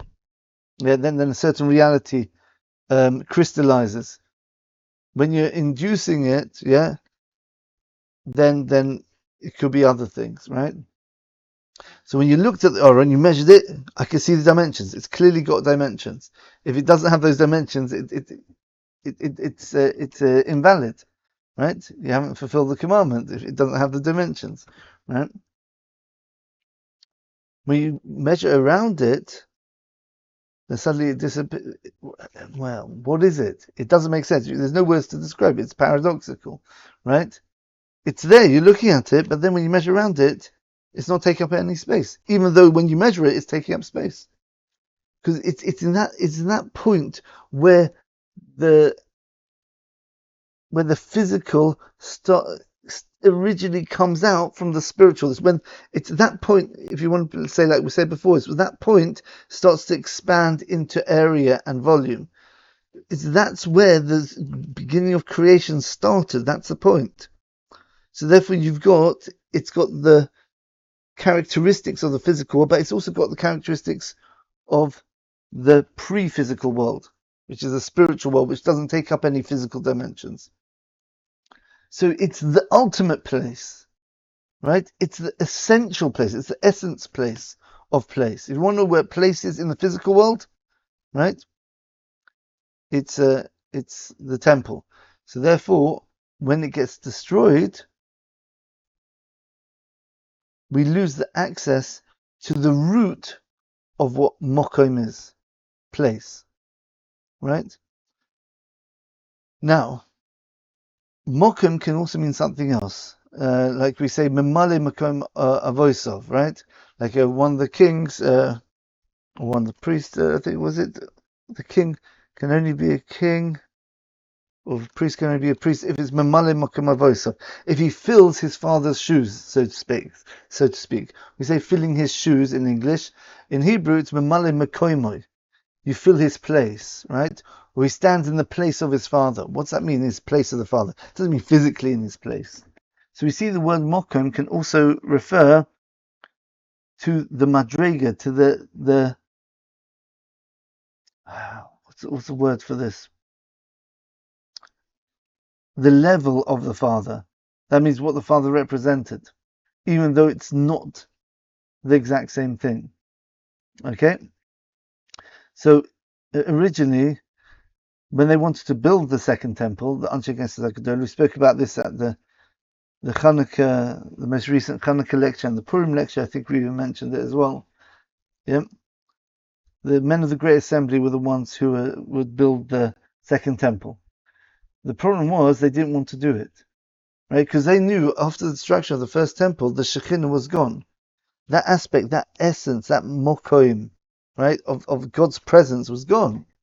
So what they're going to do? They're just going to build some bricks and mortar, right? They're just going to build a building. What's the point? If there's no Shekhinah in it, there's no divine presence in it, what's the point? And they weren't going to do it, right? There's a whole story in the Pirkei, the Midrash of Pirkei, Rabbi Shmuel Kohen Gadol, right? He goes through a whole story there. So eventually they had certain revelations, a whole story, and they were basically promised that building this temple, the second temple, you'll get all the Torah will be revealed to you in this temple as well, right? Not by divine presence, but through what we spoke about there, Chanukah, through your own efforts, through your own study, God will open your minds and you'll be able to see through your own hard work. You'll get divine inspiration and you'll understand things. You won't be showing them, you'll understand things clearly, which are you'll get to the pneumius, the hidden parts of the Torah by your hard work. Right? That's what was happening in the second temple. So that's why it's in the place of the first one. Why? Because, right? So you have divine inspiration in the first temple. So you have a new mokom, bimkomer. In its place, you have a different type of divine inspiration. It's in its place. So you've got a new place, a new aspect of place now. It's not the same as the first temple. It's different. It's the idea of having the revelation of God through your own efforts. How that corresponds to the second temple, I'm not exactly sure, but it was to do with that time period. And that's why they built the whole Torah process of studying and coming to conclusions through hard work and then getting transcendent wisdom and understanding, which is physical, logical understanding. Yeah, but it's there is an aspect of miraculousness in it, because they were able to perceive things which a normal person wouldn't have been able to work out themselves, let's say. Right? That was the promise of the second temple. So when the second temple was destroyed, you lost this aspect. You lost the Makom HaTorah, the place of this aspect of Torah. Right? Again, you're losing the place. And that's why it says, after the destruction, the Gemara in 138a in Sabbath, the Tractate Sabbath, I think it's there, said, or in Megillah Eichah even, actually, to an extent, it said, Ein Torah, Malkevas Rebbeim Ein Torah. The kings and the officers are in amongst the nations, Ein Torah, there's no Torah, right? The idea is that the Torah, and that was the first temple, so obviously you've got the parallel which happened there. But the Talmud actually says, it's interesting, the verse speaks about the first temple, about this idea, and the Talmud, which is a product of the studying, yeah, it says this other aspect. You don't get the Torah in one place anymore. The idea of coming to a consensus through study, right? That you can, if you're not sure what the law is, study, you'll get to it, you'll work it out, you'll be able to extract the relevant details from the actual written Torah, and you'll be able to work out what the law should be, even if you've forgotten it, right? After the destruction, the Torah went all over the place, and the Gemara says you will not find the Torah in one place anymore. You might have someone who's an expert in this area of Torah, but not in this area of Torah. You won't have it in one place. Why? I hope you heard the words I said. You won't find it in one place, in one mokom. It doesn't have a mokom anymore. The Torah does not have a mokom, a place after the second temple is destroyed. That is the place where Torah can be revealed and can rest. Once the place is gone, the Torah doesn't know what to do with itself. It goes here, I go and that person said, he's studying this, okay, I'll go here. Right? Just like the Jewish people who are in exile. They don't know where to go. Should we live here? Should we live there? They don't have a fixed place. They've got no stability. The Torah has no stability anymore. Right? It's lost its place. That's the third tragedy of Tisha B'Av. The fourth one is the destruction of the town of Beitar. So the Rambam says the tragedy of the destruction of Beitar. This was about 60 years, something like that, after the destruction of the temple, about the year 135, I think, CE. Right? There was a great city, and it was called Beitar, right? And had many, many people in it, right? It was a whole massive metropolis. Right? And it had a very great king, Ben Kaziva or Bar Kokhba, right? As a great king who was thought to be the Mashiach, the Melech HaMashiach. But he was killed, the Rambam says, but he was Venerag B'avonosenu, and he was killed because of our sins. Right? And it was equivalent in the eyes of the people of that time to the destruction of the temple itself. It was so bad, yeah, we think we mourn about the temple, but the destruction of Beitar was as bad as the destruction of the temple. The question is why? Is it just because millions of people died? It says a terrible thing. It says the blood, there were so many people who died. The blood flowed from the city, and people didn't need to use fertilizer for many years on their fields because of all the blood, all the nutrition in the blood, I guess, helped fertilize the fields. Incredible, right? But still, however big it was as big as the Holocaust. Is that a sixth tragedy on Tisha B'Av?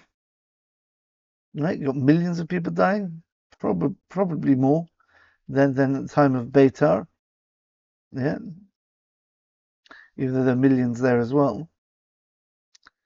And we see that that wasn't the tragedy. The tragedy wasn't the fact that millions of people got killed. It's the fact that the Mashiach got killed, right? Just to be clear, we're not talking about maybe it's Mashiach, but they made a mistake. We're talking about all of the Jewish people understood this is Mashiach. This is the Messiah. He's the one who's going to fight back against the Romans and bring us back to regain control over the land of Israel, build the third temple, God will be revealed in the world. That's it. Everything's done. And Rabbi Akiva, we're talking about everyone. Yeah, it wasn't just like a few people, like a conspiracy. Oh, maybe he's Mashiach, like you get nowadays, or like with many of the false messiahs throughout history. This false messiah was actually a real messiah.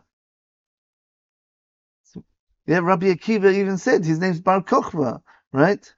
I think it's that way around. His name is Bar Kochba. He said, why is it called Bar Kochba? Kochba means a star, the son of a star.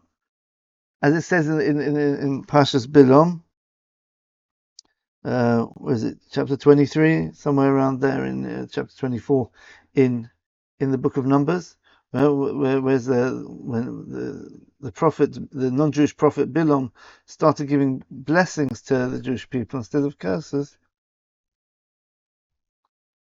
Yeah, one thing is he was able to foresee the future even further than any other prophet had ever seen. He saw the time of the Messiah, right? And he saw Dorach Kochav B'Yaakov, right? God drew back, as if like drawing an arrow, a star from Jacob, right? He shot a star, shooting star, right? Dorach Kochav, a star.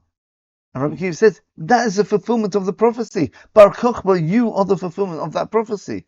You are that star. It's literally your name.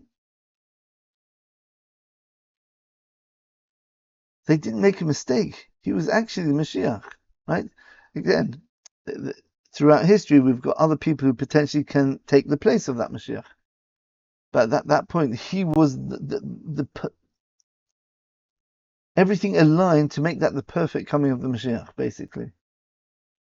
And what went wrong? Because of the sins, we destroyed our hope of fixing the world by bringing the Mashiach, right? Because of the sins. He was killed because of the sins. That's the idea of the CHuRban. Again, the idea of CHuRban, you're breaking things apart, you're separating, right? The idea of the unity of God with the world, you're making a CHuRban, yeah? Fire, like we said before. I'm not sure if I spoke that out properly. You're breaking into the pieces, right? You're separating between heaven and earth. The temple was a place where heaven and earth were connected, right? It was burnt down, right? Yeah, physically and spiritually. Spiritually, you've got that separation as well. It's whole thing about Titus. Titus is the idea of the sword, the iron sword of Rome, right? Interesting. What's the word for sword in Hebrew?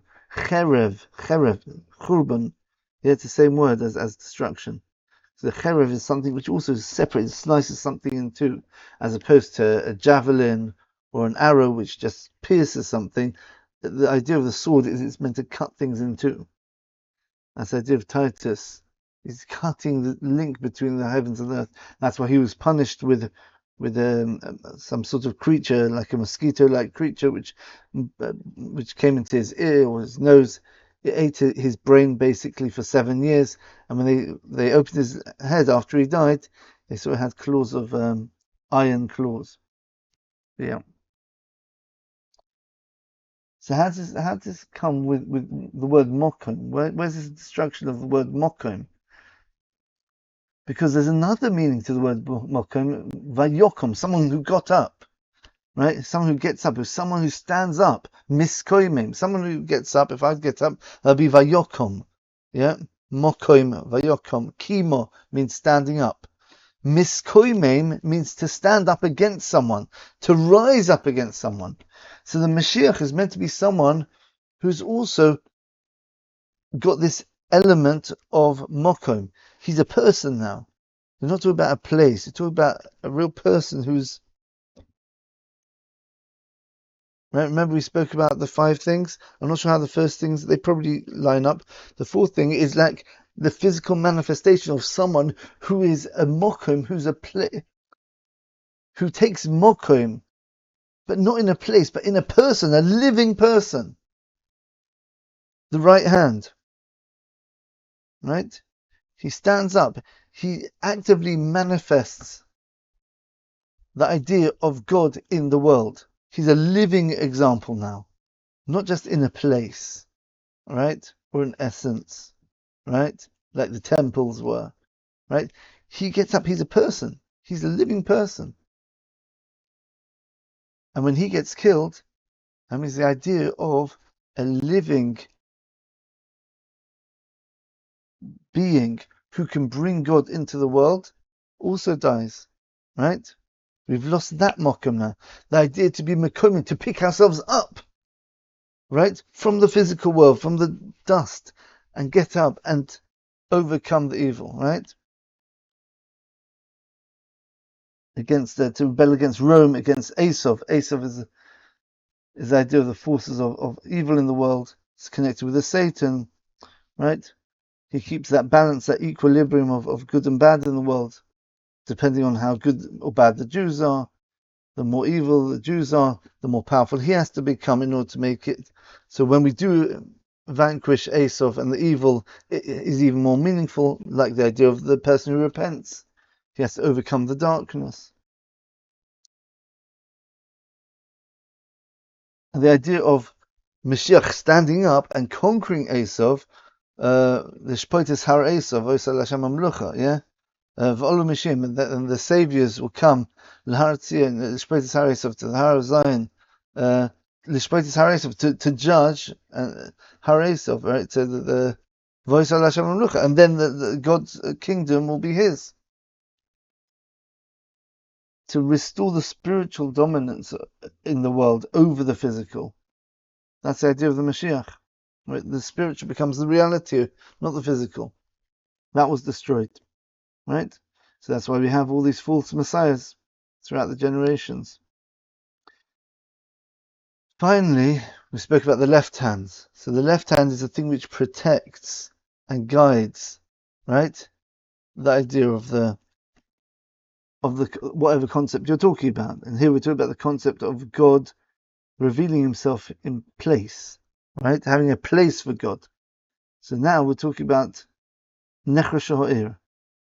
The Rambam says on this day, Tunis Rufus Harosha Memalche Edom, from one of the kings of Edom, Asov, right? Tunis Rufus, one of the Roman kings. Yeah, he plowed over the ruins of the Temple Mount. Right? In order to fulfill the prophecy that the Zion will be plowed over like a field. And we spoke about this. This is the main focus of the topic last time. So this is the 10th of the 10 destructions. This is the final one, right? And what's the idea? Because we know the place of the Beis Hamikdash, the Temple Mount itself is called the Mokom. It's beautiful. Because it says the rabbis in the Medrash says Avraham Kroi Har. Abraham, who's the first of the 3 patriarchs, he called it a mountain. You know, with the Akedah Yitzchak, the binding of Isaac, Bahar Hashem Yirah, and the mountain of God. God will be seen. This idea of the SHECHINA will be present eventually one day at the temple, right? Yitzchak Kroi Soda, right? Isaac called it a field. Right? The difference between a mountain and a field. A mountain is very hard to get up. If you want to get to the place where God manifests himself, it's hard. You have to climb up. Right? A field, right? It's not hard. You can walk in a field. But yet you don't have that protection from the outside where you have that intimacy with, right? Yitzchak called it a field. Yaakov, when he lied down in chapter 20, or was it 28, 29 in Genesis, right? 28. It's 28. Right? I should know it's my bar mitzvah cedra. Right?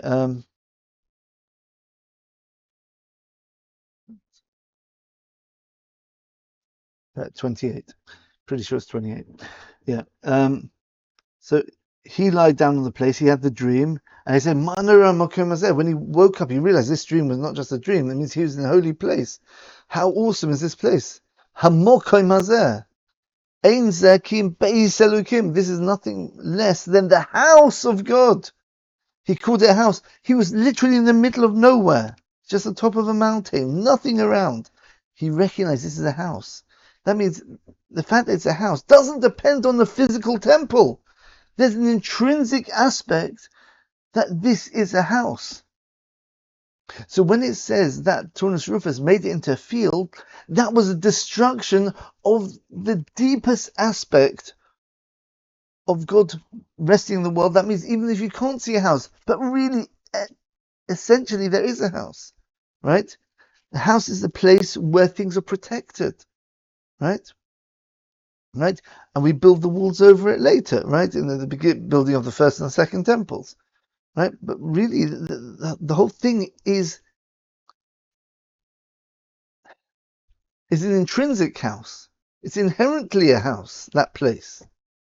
When Taurus Rufus plowed over it, whatever this means, how he did it, physically we know what he did. But the idea is he turned it into a field. He destroyed that houseness of the place. Now it's a field. It goes back one level to Isaac, what Isaac called it, a field. Right? It's lost its character of being a house. Yeah? What's the idea? What's the idea?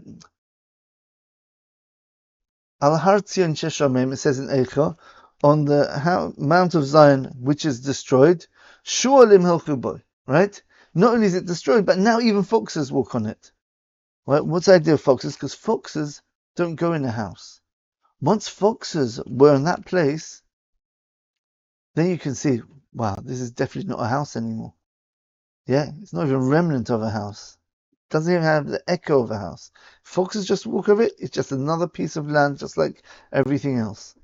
So we lost that element of God being present in the place, even though there's no place. Just foxes there. There's no echo of God resting in the place. So we'll finish off with the story of Rama Gamliel and the Zakeim, right at the end of Tractate Makos, page 24b, I believe. He and some of the elders at the time of the destruction, just after the destruction, after Taurus Rufus, I guess, plowed over it, they saw a shul Yetzim Beis Kodesh HaKadoshim. They saw a fox coming out from the place of the Holy of Holies. And they cried. They think, oh, how could this be? The place where it says someone who wasn't a Kohen who goes in, or even a regular Kohen, it has to be the high priest, the Kohen Gadol, on Yom Kippur, can only go in there and survive, right? It's so holy. But now just a fox walks in it. Look at what we've lost. And they cried. This is the very final part of the CHuRban. But remember what we said, right? This last part of the CHuRban is where we start replanting the seeds of the new building, taken 2,000 years, right? That's where we start to rebuild. When we see the destruction's gone so far, we realize we literally have no place. Our place is gone. Right? We don't have a place for the nation. We don't have a place for God's presence at all. The ultimate destruction. Right? And now the whole world, Reshus Rabbim, it's the domain of the many. And where is God? It's gone so far that people don't even think God exists now. That's how far it's gone. As opposed to be a place where God is obvious, it's deteriorated so much that is God even here? Even us who believe in God have to remind ourselves of that, right? Especially with all the terrible things happening in the world, right? Many people said after the Holocaust, where was God in the Holocaust? Yeah, because God's hiding, as it says in chapter chapter 31 in Deuteronomy. Yeah, once the Jewish people sin and everything, and they're in exile, they still sin. Right? I'll hide my face even more. I'll hide it upon hiding. Right? And they'll find it terrible tragedies.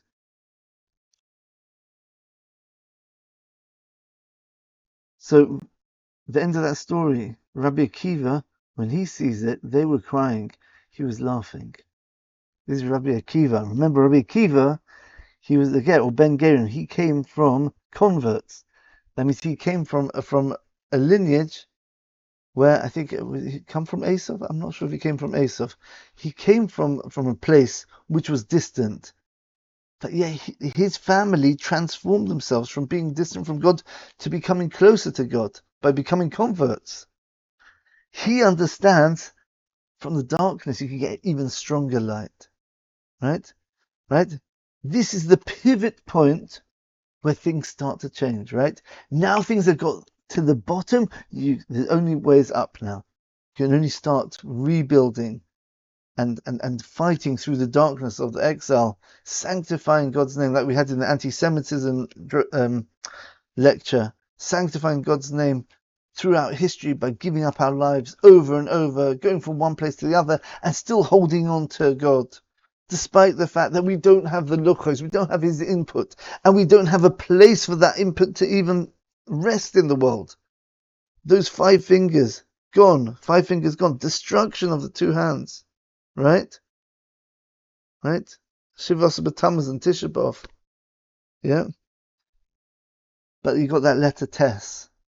Yeah? Tisha B'Av, the number 9. The number 9. The letter Tes was never broken on the luchos, on the tablets.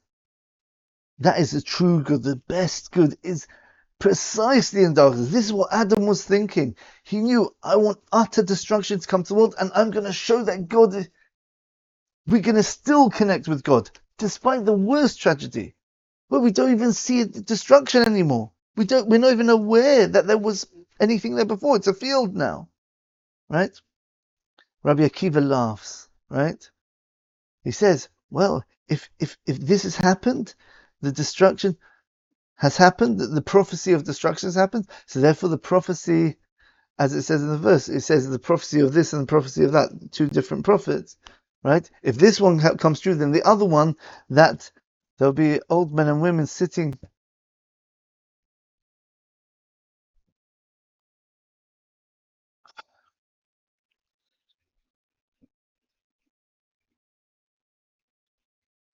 in the streets of Jerusalem. We're literally seeing it today. It's amazing. We're getting very close. As we said last time, the darkness comes before the final redemption.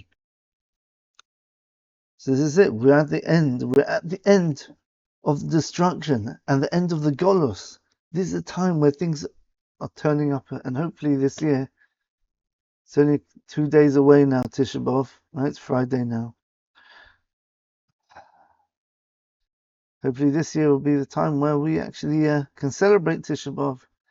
If it isn't, then might be the last year which we can connect to God through the darkness. Experience those 10 tragedies. Think about them.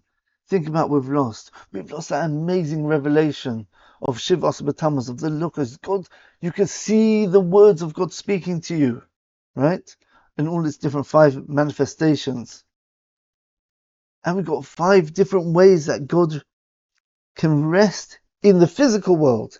The left hand, Tisha B'Av, the other 5 fingers, the other 5 tragedies, we've lost those, right? But through the destruction of the 10th, that's where we have hope, like we spoke about last year. It's this 5th one where we have the Geula, where we have the beginning, the stirrings of the redemption starting. It takes a long time, but it starts in essence there, and that Rabbi Akiva was laughing. So may this year be a year where we can all laugh, we can all smile finally. And if not, God should help us be strong and get to that stage. So, yeah. Thank you for listening, and yes, wishing everyone a meaningful, either way, happy or sad, a meaningful fast. Thank you.